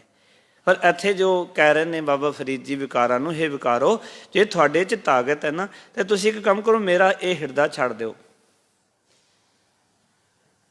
ਜਿਵੇਂ ਕਿਸੇ ਨੇ ਕਬਜ਼ਾ ਕੀਤਾ ਹੋਵੇ ਨਾ ਤੇ ਕਿਸੇ ਨੂੰ ਆਖਿਆ ਜਾਏ ਵੀ ਜੇ ਤੁਹਾਡੇ ਵਿੱਚ ਪਰਉਪਕਾਰ ਵਾਲੀ ਤਾਕਤ ਹੈ, ਤੁਸੀਂ ਸਮਝਦੇ ਹੋ ਕਿ ਸਾਡੇ ਕੋਲ ਧਨ ਸੰਪਦਾ ਮਾਲ ਬੜਾ ਕੁਛ ਹੈ, ਤੇ ਇੱਕ ਕੰਮ ਕਰੋ ਵੀ ਜਿਹੜਾ ਮੇਰੀ ਥਾਂ ਤੇ ਭੋਏ ਤੋਂ ਕਬਜ਼ਾ ਕੀਤਾ ਇਹ ਕਬਜ਼ਾ ਛੱਡ ਦਿਓ, ਤਾਂ ਮੰਨੀਏ ਵੀ ਵਾਕਈ ਤੁਸੀਂ ਅਮੀਰ ਹੋ। ਇੱਦਾਂ ਹੀ ਹੈ ਨਾ ਜੀ, ਵੀ ਸਾਡੀ ਜ਼ਮੀਨ ਤੋਂ ਕਬਜ਼ਾ ਕੀਤਾ ਤਾਂ ਮੰਨੀਏ ਤੁਹਾਨੂੰ ਅਮੀਰ, ਤੁਸੀਂ ਕਬਜ਼ਾ ਛੱਡ ਦਿਓ ਸਾਡੀ ਜ਼ਮੀਨ ਤੇ। ਤੇ ਬਾਬਾ ਫਰੀਦ ਜੀ ਕਹਿੰਦੇ ਹੇ ਵਿਕਾਰੋ, ਜੇ ਤੁਹਾਡੇ ਵਿੱਚ ਤਾਕਤ ਹੈ ਤੇ ਇਸ ਸਰੀਰ ਨੂੰ ਛੱਡ ਕੇ ਚਲੇ ਜਾਓ, ਇੱਥੋਂ ਉੜ ਜਾਓ। ਕਿਉਂਕਿ ਜਿਸ ਸਰੀਰ ਵਿੱਚ ਮੇਰਾ ਖਸਮ ਪ੍ਰਭੂ ਵਸ ਰਿਹਾ ਹੈ, ਇਸ ਵਿੱਚੋਂ ਮਾਸ ਨਾ ਖਾਓ। ਜਿਤ ਪਿੰਜਰੈ ਮੇਰਾ ਸਹਿ ਵਸੈ, ਮਾਸ ਨ ਤਿਦੋਂ ਖਾਏ। ਕਿਉਂਕਿ ਇਸ ਸਰੀਰ ਵਿੱਚ ਮੇਰਾ ਪ੍ਰਭੂ ਰਹਿੰਦਾ ਹੈ, ਇਹ ਮੇਰੇ ਵਾਹਿਗੁਰੂ ਦਾ ਟਿਕਾਣਾ ਹੈ। ਤੇ ਜਿਸ ਪਿੰਜਰੇ ਦੇ ਵਿੱਚ ਮੇਰਾ ਪ੍ਰਭੂ ਵਸ ਰਿਹਾ, ਇਸ ਵਿੱਚੋਂ ਮਾਸ ਨਾ ਖਾ ਪਾਓ। ਹੇ ਵਿਸਿਆਂ ਦੇ ਚਸਕੇ, ਮੇਰੇ ਸਰੀਰ ਨੂੰ ਚੋਭਾ ਲਾਉਣੀਆਂ ਛੱਡ ਦੇ, ਤਰਸ ਕਰ ਤੇ ਜਾ ਖਲਾਸੀ ਕਰ ਦੇ। ਕਿਉਂਕਿ ਇਸ ਸਰੀਰ ਵਿੱਚ ਤਾਂ ਮੇਰਾ ਪ੍ਰਭੂ ਪਿਆਰਾ ਵਸ ਰਿਹਾ ਹੈ। ਤੂੰ ਇਸ ਵਿਸੇ ਭੋਗਾਂ ਦੇ ਵੱਲ ਮੈਨੂੰ ਪ੍ਰੇਰਿਤ ਨਾ ਕਰ, ਮੈਨੂੰ ਯਤਨ ਨਾ ਕਰ। ਹੇ ਵਿਕਾਰੋ, ਤੁਸੀਂ ਮੇਰੇ ਜੀਵਨ ਵਿੱਚੋਂ ਚਲੇ ਜਾਓ ਕਿ ਇਸ ਦੇ ਵਿੱਚ ਮੇਰਾ ਪਰਮਾਤਮਾ ਵਸਦਾ ਹੈ। ਇੱਕ ਹੋਰ ਬੇਨਤੀ ਕਰਾਂ ਮੈਂ, ਸੱਚ ਜਾਣਨਾ, ਜੇ ਵਾਹਿਗੁਰੂ ਜੀ ਵਸਦੇ ਨੇ, ਵਾਹਿਗੁਰੂ ਉਦੋਂ ਵਸਣਗੇ ਜਦੋਂ ਜੀਵਨ ਦੇ ਅੰਦਰ ਇਹ ਡਰ ਪੈਦਾ ਹੋਏਗਾ ਕਿ ਇੱਕ ਦਿਨ ਸੰਸਾਰ ਤੋਂ ਚਲੇ ਜਾਣਾ। ਵੀ ਹੁਣ ਤੱਕ ਕਮਜ਼ੋਰੀ ਆ ਗਈ, ਐਸੀ ਹਾਲਤ ਹੋ ਗਈ ਕਿ ਅੰਤ ਇੱਕ ਦਿਨ ਜਾਣਾ ਹੀ ਹੈ ਨਾ। ਮੈਂ ਇੱਕ ਇੱਥੇ ਬੇਨਤੀ ਕਰਾਂ ਕਿ ਜਿਸ ਦਿਨ ਸਾਡੇ ਅੰਦਰ ਇਹ ਗੱਲ ਪੱਕੀ ਹੋ ਗਈ ਕਿ ਮੈਂ ਮਰ ਜਾਣਾ, ਮੌਤ ਜਦੋਂ ਯਾਦ ਆਉਂਦੀ ਹੈ ਨਾ ਤਾਂ ਪਰਮਾਤਮਾ ਚੇਤੇ ਆਉਂਦਾ ਹੈ। ਔਰ ਜਿਨ੍ਹਾਂ ਨੂੰ ਪਰਮਾਤਮਾ ਚੇਤਾ ਆਉਂਦਾ ਹੈ ਉਹਨਾਂ ਨੂੰ ਮੌਤ ਦਾ ਡਰ ਖਤਮ ਹੋ ਜਾਂਦਾ ਹੈ। ਦੋ ਚੀਜ਼ਾਂ ਯਾਦ ਰੱਖਿਓ, ਜੇ ਜੀਵਨ ਵਿੱਚ ਮੌਤ ਚੇਤੇ ਆ ਗਈ ਨਾ ਤੇ ਰੱਬ ਚੇਤੇ ਆਏਗਾ। ਔਰ ਜਿਸ ਦਿਨ ਰੱਬ ਚੇਤੇ ਆ ਗਏ ਉਹਨਾਂ ਮੌਤ ਦੇ ਡਰ ਸਾਰੇ ਖਤਮ ਹੋ ਜਾਣਗੇ। ਉਸਨੂੰ ਮਹਾਰਾਜ ਨੇ ਇੱਦਾਂ ਕਿਹਾ ਕਿ ਜਿਸਕੇ ਸਿਰ ਉੱਪਰ ਤੂੰ ਸੁਆਮੀ, ਸੋ ਦੁਖ ਕੈਸਾ ਪਾਵੈ, ਬੋਲ ਨਾ ਜਾਣੇ ਮਾਇਆ ਮਦ ਮਾਤਾ, ਮਰਨਾ ਚੀਤ ਨਾ ਆਵੈ। ਮਰਨ ਦਾ ਹੁਣ ਡਰ ਹੀ ਚਿੱਤ ਵਿੱਚ ਨਹੀਂ ਰਿਹਾ, ਖਤਮ ਹੋ ਗਿਆ ਸਾਰਾ। ਇਸ ਕਰਕੇ ਪਿਆਰ ਵਾਲਿਓ, ਇੱਥੇ ਜੋ ਵਿਕਾਰਾਂ ਨੂੰ ਬਾਬਾ ਫਰੀਦ ਜੀ ਨੇ ਆਵਾਜ਼ ਮਾਰ ਕੇ ਆਖੀ ਵੀ ਇਸ ਸਰੀਰ ਵਿੱਚ ਮੇਰਾ ਰੱਬ ਰਹਿੰਦਾ ਹੈ, ਉਹ ਨਿਰਗੁਣ ਸਰੂਪ 'ਚ ਹੈ। ਜਦੋਂ ਅੱਖਾਂ ਬਾਰੇ ਕਿਹਾ ਤੇ ਕਿਹਾ ਉਹ ਸਰਗੁਣ ਸਰੂਪ ਹੈ। ਮੈਂ ਅੱਖਾਂ ਨਾਲ ਰੱਬ ਨੂੰ ਦੇਖਣਾ, ਕਿਉਂਕਿ ਅੱਖਾਂ ਨਾਲ ਦ੍ਰਿਸ਼ ਚੀਜ਼ ਦੇਖੀ ਜਾ ਸਕਦੀ ਹੈ, ਅਦ੍ਰਿਸ਼ ਤਾਂ ਨਹੀਂ ਦੇਖਿਆ ਜਾ ਸਕਦਾ। ਇਹ ਵਿਚਾਰ ਸਮਝਿਓ ਕਿਤੇ। ਜਦੋਂ ਆਪਾਂ ਸਰਗੁਣ ਸਰੂਪ 'ਚ ਦੇਖਾਂਗੇ ਸੰਸਾਰ ਨੂੰ ਤੇ ਇਹ ਦ੍ਰਿਸ਼ਮਾਨ ਸੰਸਾਰ ਜਿਹੜਾ ਇਹ ਵੀ ਰੱਬ ਹੈ। ਜਿਹਨੂੰ ਮਾਰ ਕਹਿੰਦੇ ਸਹਿਸਤਵ ਨੈਣ ਨਨ ਨੈਣ ਹੈ ਤੋਏ ਕੋ। ਹੇ ਪਰਮਾਤਮਾ, ਸਾਰੀਆਂ ਅੱਖਾਂ ਤੇਰੀਆਂ ਨੇ ਪਰ ਤੇਰੀ ਇੱਕ ਵੀ ਅੱਖ ਨਹੀਂ ਹੈ। ਜਦੋਂ ਸਰਗੁਣ ਸਰੂਪ ਹੈ ਤੇ ਜਿਤਨਾ ਬ੍ਰਹਿਮੰਡ ਹੈ, ਜਿਤਨੇ ਜੀਵ ਨੇ, ਇਹ ਸਾਰੀਆਂ ਅੱਖਾਂ ਮੇਰੇ ਪ੍ਰਭੂ ਦੀਆਂ ਨੇ। ਪਰ ਜਦੋਂ ਉਹ ਨਿਰਗੁਣ ਸਰੂਪ ਹੈ ਨਾ ਤਾਂ ਉਸ ਵੇਲੇ ਇੱਕ ਵੀ ਅੱਖ ਨਹੀਂ ਮੇਰੇ ਮਾਲਕ ਦੀ। ਸਹਿਸਤਵ ਨੈਣ ਨਨ ਨੈਣ ਹੈ ਤੋਏ ਕੋ, ਸਹਿਸ ਮੂਰਤ ਨਨਾ ਏਕ ਤੋਈ। ਸਾਰੀਆਂ ਮੂਰਤੀਆਂ ਰੱਬਾ ਤੇਰੀਆਂ ਨੇ, ਤੇਰੀ ਇੱਕ ਵੀ ਮੂਰਤ ਨਹੀਂ ਹੈ। ਸਹਿਸਪਦ ਬਿਮਲ ਨਨ ਏਕ ਪਦ, ਸਾਰੇ ਚਰਨ ਤੇਰੇ ਨੇ, ਤੇਰਾ ਇੱਕ ਵੀ ਚਰਨ ਨਹੀਂ। ਗੰਧ ਬਿਨ ਸਹਿਸਤਵ ਗੰਧ ਇਵ ਚਲਤ ਮੋਹੀ। ਆਖਣ ਲੱਗੇ ਸਾਰੀਆਂ ਅੱਖਾਂ ਤੇਰੀਆਂ ਨੇ, ਤੇਰੀ ਇੱਕ ਵੀ ਅੱਖ ਨਹੀਂ। ਸਾਰੇ ਚਰਨ ਤੇਰੇ ਨੇ, ਤੇਰਾ ਇੱਕ ਵੀ ਚਰਨ ਨਹੀਂ। ਤੇਰੀ ਸਾਰੀਆਂ ਨਾਸਕਾਂ ਤੇਰੀਆਂ ਨੇ, ਤੇਰੀ ਇੱਕ ਵੀ ਨਾਸਕਾ ਨਹੀਂ। ਇਵ ਚਲਤ ਮੋਹੀ। ਇਸ ਤਰ੍ਹਾਂ ਤੇਰੇ ਚਲਤ ਦਾ ਅਰਥ ਕੋਤਕ, ਤੂੰ ਸੰਸਾਰ ਦੇ ਵਿੱਚ ਮੋਹਿਆ ਹੋਇਆ ਹੈ। ਇਹ ਮੈਨੂੰ ਮੋਹਦੇ ਨੇ ਤੇਰੇ ਚਲਤ, ਤੇਰੇ ਕੋਤਕ ਜਿਹੜੇ ਨੇ। ਤੂੰ ਸਰਗੁਣ ਸਰੂਪ ਵੀ ਹੈ, ਤੂੰ ਨਿਰਗੁਣ ਸਰੂਪ ਵੀ ਹੈ। ਇੱਥੇ ਫਰੀਦ ਜੀ ਨੇ ਦੋਨੋਂ ਗੱਲਾਂ ਕੀਤੀਆਂ। ਅੱਖਾਂ ਨਾਲ ਦੇਖਣਾ ਇਹ ਸਰਗੁਣ ਸਰੂਪ ਹੈ ਪਰਮਾਤਮਾ ਨੂੰ। ਪਰ ਜਦੋਂ ਕਿਹਾ ਨਾ, ਕਹਿੰਦੇ ਜਿਤ ਪਿੰਜਰ ਮੇਰਾ ਸਹਿ ਵਸੈ, ਕਿਉਂਕਿ ਉਹ ਨਿਰਗੁਣ ਸਰੂਪ ਹੈ ਜਿਹੜਾ ਅੰਦਰ ਵਸ ਰਿਹਾ ਹੈ। ਮਾਸ ਨਾ ਤਿੱਦੂ ਖਾਏ, ਵੀ ਵਿਸੇ ਵਿਕਾਰਾਂ ਵੱਲ ਮੈਨੂੰ ਪ੍ਰੇਰਿਤ ਨਾ ਕਰੋ, ਵੀ ਕਿਉਂਕਿ ਇਸ ਹਿਰਦੇ ਵਿੱਚ ਮੇਰਾ ਪਰਮਾਤਮਾ ਵਸਦਾ ਹੈ। ਜਿਸ ਦਿਨ ਪਰਮਾਤਮਾ ਵਸਣ ਦੀ ਸੋਝੀ ਆ ਗਈ ਕਿ ਰੱਬ ਮੇਰਾ ਹਿਰਦੇ ਵਿੱਚ ਵਸਦਾ ਹੈ, ਮੇਰਾ ਪਿਆਰਾ ਹਿਰਦੇ ਵਿੱਚ ਰਹਿੰਦਾ ਹੈ, ਸੱਚ ਜਾਣਨਾ, ਉਸ ਦਿਨ ਗੱਲ ਬਣੇਗੀ। ਇੱਕ ਮੈਂ ਗਾਥਾ ਪੜ੍ਹ ਰਿਹਾ ਸੀ, ਇੱਕ ਮਾਈ ਨਾ ਫੁੱਟ ਫੁੱਟ ਕੇ ਰੋ ਰਹੀ ਸੀ। ਕਿਸੇ ਨੇ ਕਿਹਾ ਵੀ ਤੂੰ ਕਿਉਂ ਰੋ ਰਹੀ ਹੈ, ਤੇਰੇ ਕੋਈ ਧੀ ਨਹੀਂ, ਤੇਰੇ ਕੋਈ ਪੁੱਤਰ ਨਹੀਂ, ਫਿਰ ਕਿਉਂ ਰੋ ਰਹੀ ਹੈ? ਉਹ ਕਹਿੰਦੀ ਹੈ ਧੀਆਂ ਪੁੱਤਾਂ ਦਾ ਰੋਣਾ ਵੀ ਕੀ ਰੋਣਾ, ਕਹਿੰਦੇ ਇਸ ਕਰਕੇ ਰੋ ਰਹੀਆਂ ਕਿ ਉਮਰ ਲੰਘ ਗਈ ਹੈ, ਪਰਮਾਤਮਾ ਦਾ ਮਿਲਾਪ ਨਹੀਂ ਹੋਇਆ। ਉਚਾਰਨ ਕਰੋ ਸਤਨਾਮ। ਵੀ ਧੀਆਂ ਪੁੱਤਰਾਂ ਵਾਸਤੇ ਕੀ ਰੋਣਾ? ਉਹ ਤਾਂ ਆਪਣੇ ਕਹਿੰਦੇ ਅਥਰੂ ਖਰਾਬ ਕਰਨੇ ਨੇ, ਆਪਣੇ ਅਥਰਾਂ ਦੀ ਬੇਇੱਜ਼ਤੀ ਕਰਨੀ। ਕਹਿੰਦੀ ਜੇ ਧੀਆਂ ਪੁੱਤਰਾਂ ਵਾਸਤੇ ਧਨ ਵਾਸਤੇ ਰੋਣਾ ਤੇ ਆਪਣੇ ਅੰਦਰ ਅਥਰੂ ਜਿਹੜੇ ਨੇ ਉਹ ਵੀ ਖਰਾਬ ਕਰਨੇ ਨੇ, ਉਹਨਾਂ ਦੀ ਬੇਇੱਜ਼ਤੀ ਕਰਨੀ ਹੈ। ਮੈਂ ਰੋ ਰਹੀ ਹਾਂ ਇਸ ਕਰਕੇ ਕਿ ਜੀਵਨ ਸਾਰਾ ਗੁਜ਼ਰ ਗਿਆ ਪਰ ਅਜੇ ਪ੍ਰਭੂ ਦੇ ਦਰਸ਼ਨ ਨਹੀਂ ਹੋਏ। ਬਾਬਾ ਫਰੀਦ ਜੀ ਇਹਨਾਂ ਸਲੋਕਾਂ ਵਿੱਚ ਇਹ ਸਮਝਾਉਣਾ ਚਾਹੁੰਦੇ ਨੇ ਕਿ ਅਜੇ ਰੱਬ ਦੇ ਦਰਸ਼ਨ ਨਹੀਂ ਹੋਏ। ਮੈਂ ਰੱਬ ਦੇ ਦਰਸ਼ਨ ਕਰਨਾ ਚਾਹੁੰਦਾ, ਪ੍ਰਭੂ ਨੂੰ ਮਿਲਣਾ ਚਾਹੁੰਦਾ, ਤੇ ਇਹ ਸਰੀਰ ਕਮਜ਼ੋਰ ਹੋ ਚੁੱਕਿਆ ਹੈ ਕਿਉਂਕਿ ਉਹ ਮੇਰਾ ਪ੍ਰਭੂ ਇਸ ਪਿੰਜਰੇ ਵਿੱਚ ਵੱਸਦਾ ਹੈ। ਭਾਵੇਂ ਇਹ ਰਹਿ ਗਿਆ, ਹੱਡੀਆਂ ਦਾ ਢਾਂਚਾ ਹੀ ਰਹਿ ਗਿਆ, ਭਾਵੇਂ ਮਾਸ ਵਿਕਾਰਾਂ ਨੇ ਨੋਚ ਲਿਆ, ਭਾਵੇਂ ਸਰੀਰ ਕਮਜ਼ੋਰ ਲਿੱਸਾ ਹੋ ਗਿਆ, ਪਰ ਇਸ ਸਰੀਰ 'ਚ ਰਹਿੰਦਾ ਮੇਰਾ ਖਸਮ। ਇਸ ਕਰਕੇ ਵਿਕਾਰਾਂ ਨੂੰ ਕਿਹਾ ਜਾ ਰਿਹਾ ਤੁਸੀਂ ਹੁਣ ਚਲੇ ਜਾਓ। ਨਸ ਬੰਜੋ ਕਿਲ ਵਿਖੋ ਕਰਤਾ ਘਰ ਆਇਆ, ਦੂਤਾ ਦਹਿਨ ਭਇਆ ਗੋਬਿੰਦ ਪ੍ਰਗਟਾਇਆ। ਦੂਤਾਂ ਨੂੰ ਸੈੜਾ ਪੈ ਜਾਂਦਾ ਜਦੋਂ ਗੋਬਿੰਦ ਪ੍ਰਗਟ ਹੋ ਜਾਣ। ਇਸ ਤਰ੍ਹਾਂ ਕਹਿ ਲਵਾਂ, ਸਾਡੇ ਅੰਦਰ ਦੋ ਚੀਜ਼ਾਂ ਚੱਲਦੀਆਂ। ਇੱਕ ਵਿਚਾਰ ਹੈ ਰੱਬ ਦੀ। ਜਦੋਂ ਰੱਬ ਦਾ ਨਾਮ ਅੰਦਰ ਚੱਲਦਾ ਹੈ ਤੇ ਉਸ ਵੇਲੇ ਇਹ ਵਿਕਾਰਾਂ ਦੀ ਪੇਸ ਨਹੀਂ ਜਾਂਦੀ, ਔਰ ਜਦੋਂ ਸੁਰਤ ਦੇ ਵਿੱਚ ਵਿਕਾਰਾਂ ਦੀ ਪੇਸ ਚਲੀ ਜਾਂਦੀ ਹੈ ਫਿਰ ਰੱਬ ਚੇਤੇ ਨਹੀਂ ਆਉਂਦਾ। ਇਹ ਦੋ ਚੀਜ਼ਾਂ ਸਾਡੇ ਜੀਵਨ ਦੇ ਅੰਦਰ।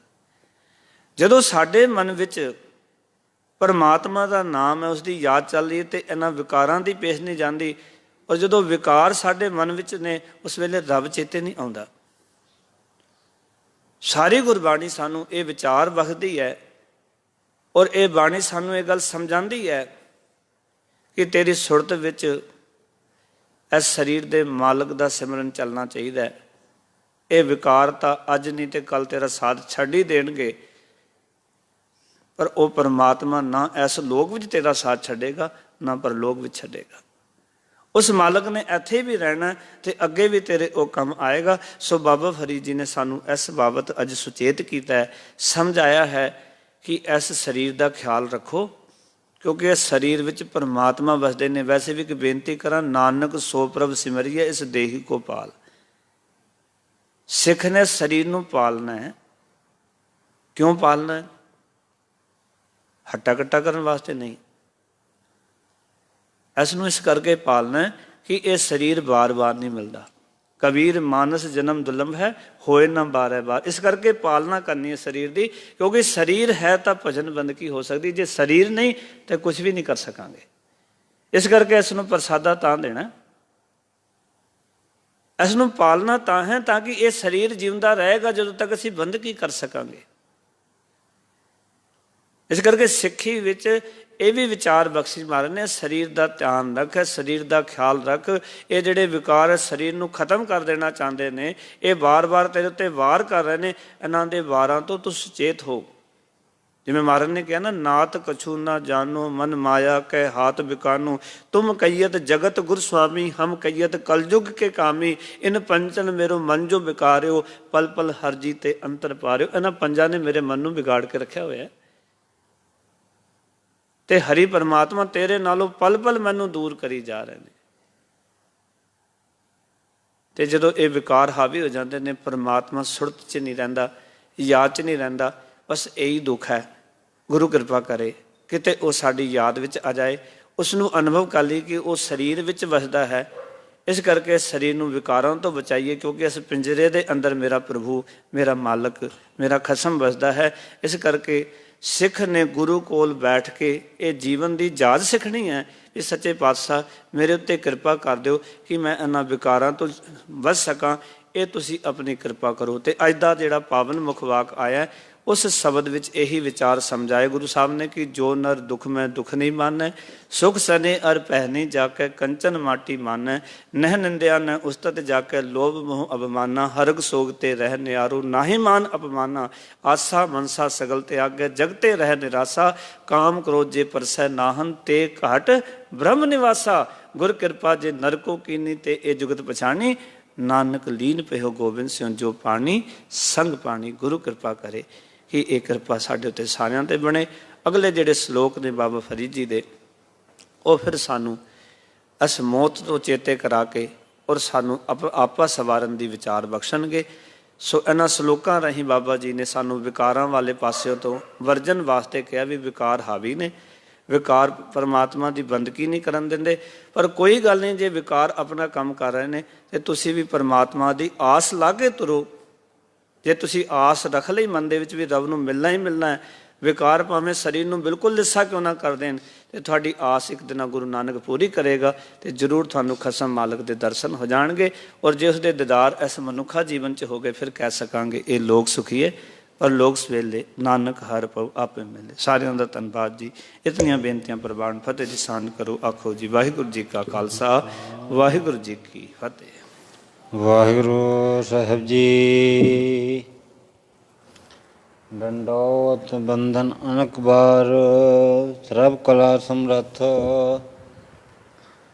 ਡੋਲਨ ਤੇਰਾ ਸੋ ਪ੍ਰਭੂ, ਨਾਨਕ ਦੇ ਕਰ ਹੱਥ। ਵਾਹਿਗੁਰੂ ਸਾਹਿਬ ਜੀ। ਸੋਰਠ ਮਹੱਲਾ ਨੌਵਾਂ।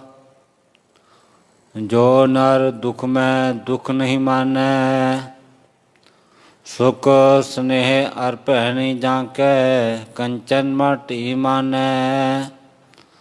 ਜੋ ਨਰ ਦੁਖ ਮੈਂ ਦੁਖ ਨਹੀਂ ਮਾਨੈ, ਸੁਖ ਸਨੇਹ ਅਰ ਭੈਣੀ ਜਾਂਕੈ ਕੰਚਨ ਮਾਟੀ ਮਾਨੈ। ਰਾਹੋ ਨਹਿ ਨਿੰਦਿਆ ਨਹਿ ਉਸਤਤ ਜਾਂਕੈ, ਲੋਭ ਮੋਹ ਅਭਮਾਨਾ, ਹਰਕ ਸੋਗ ਤੇ ਰਹਿ ਨਿਆਰੋ, ਨਾਹੇ ਮਾਨ ਅਪਮਾਨਾ। ਆਸਾ ਮਨਸਾ ਸਗਲ ਤਿਆਗੈ, ਜਗਤੇ ਰਹਿ ਨਿਰਾਸਾ। ਕਾਮ ਕ੍ਰੋਧ ਜਹ ਪਰਸੈ ਨਾਹਨ, ਤੈ ਘਟ ਬ੍ਰਹਮ ਨਿਵਾਸਾ। ਗੁਰ ਕਿਰਪਾ ਜਹ ਨਰ ਕੋ ਕੀਨੀ, ਤੈ ਇਹ ਜੁਗਤ ਪਛਾਨੀ। ਨਾਨਕ ਲੀਨ ਭਇਓ ਗੋਬਿੰਦ ਸਿਉ, ਜੋ ਪਾਣੀ ਸੰਗ ਪਾਣੀ। ਗੁਰ ਕਿਰਪਾ ਜਹ ਨਰ ਕੋ ਕੀਨੀ, ਤੈ ਇਹ ਜੁਗਤ ਪਛਾਨੀ। ਨਾਨਕ ਲੀਨ ਭਇਓ ਗੋਬਿੰਦ ਸਿਉ, ਜੋ ਪਾਣੀ ਸੰਗ ਪਾਣੀ। ਵਾਹਿਗੁਰੂ ਜੀ ਕਾ ਖਾਲਸਾ, ਵਾਹਿਗੁਰੂ ਜੀ ਕੀ ਫਤਿਹ। ਸਤਨਾਮ ਸ੍ਰੀ ਵਾਹਿਗੁਰੂ ਜੀ। ਸੋਹਿਲਾ ਰਾਗ ਗੋੜੀ ਦੀਪਕੀ ਮਹਿਲਾ ਪਹਿਲਾ। ਏਕ ਓੰਕਾਰ ਸਤਿਗੁਰ ਪ੍ਰਸਾਦ। ਜੈ ਕਰ ਕੀਰਤ ਆਖੀਏ ਕਰਤੇ ਕਾ ਹੋਏ ਵਿਚਾਰੋ, ਤਿਤ ਕਰ ਗਾਵੋ ਸੋਹਿਲਾ। ਸਿਮਰਿਓ ਸਿਰਜਨਹਾਰੋ, ਤੁਮ ਗਾਵੋ ਮਿਨ ਨਿਰਭਉ ਕਾ ਸੋਹਿਲਾ। ਹੋਮ ਵਾਰਿਜ ਸੋਹਿਲਾ ਸਦਾ ਸੁਖ ਹੋਏ ਰਹਾ, ਨਿਤ ਨਿਤ ਜਿਹੜੇ ਸਮਾਲਨ ਦੇਖੇਗਾ ਦੇਵਨਹਾਰ। ਤੇਰੇ ਦਾਨੇ ਕੀਮਤ ਨਾ ਪਵੈ, ਤਿਸ ਦਾਤੇ ਕਵਨ ਸੁਮਾਰ। ਸਮਝ ਸਾ ਲਿਖਿਆ ਮਿਲ ਕਰ ਪਾਵੋ ਤੇਲ, ਦੇਹੋ ਸੱਜਣ ਅਸੀਂ ਸੜੀਆਂ। ਜੋ ਹੋਵੈ ਸਾਹਿਬ ਸੋ ਮੇਲ, ਕਰ ਕਰ ਇਹੋ ਪਹੁੰਚਾ। ਸਦੜੇ ਨਿਤ ਪਵਨ ਸਦਨ ਹਾਰਾ, ਸਿਮਰੀਐ ਨਾਨਕ ਸੇ ਦੇ ਆਵਨ। ਰਾਗ ਆਸਾ ਮਹਿਲਾ ਪਹਿਲਾ। ਛੇ ਕਾਰ ਛੇ ਗੁਰ ਛੇ ਉਪਦੇਸ਼, ਗੁਰ ਗੁਰ ਏਕੋ ਵੇਸ ਅਨੇਕ। ਬਾਬਾ ਜੈ ਕਰ ਕਰਤੇ ਕੀਰਤ ਹੋਏ, ਸੋ ਕਰ ਰਾਖ ਬਡਾਇਤ ਹੋਏ ਰਹਾਉ। ਵਿਸ ਵਿੱਚ ਸਿਆਂ ਘੜੀਆਂ ਪੈਰਾਂ ਥਿੱਤੀ ਵਾਰੀ, ਮਹਾ ਹੂਆ ਸੂਰਜ ਏਕੋ ਰੁੱਤ ਅਨੇਕ। ਨਾਨਕ ਕਰਤੇ ਕੇ ਕੀਤੇ ਵੇਸ। ਰਾਗ ਧਨਾਸਰੀ ਮਹਿਲਾ ਪਹਿਲਾ। ਗगन में थाल लवचन दीपक बने, तारका मंडल जनक मोती।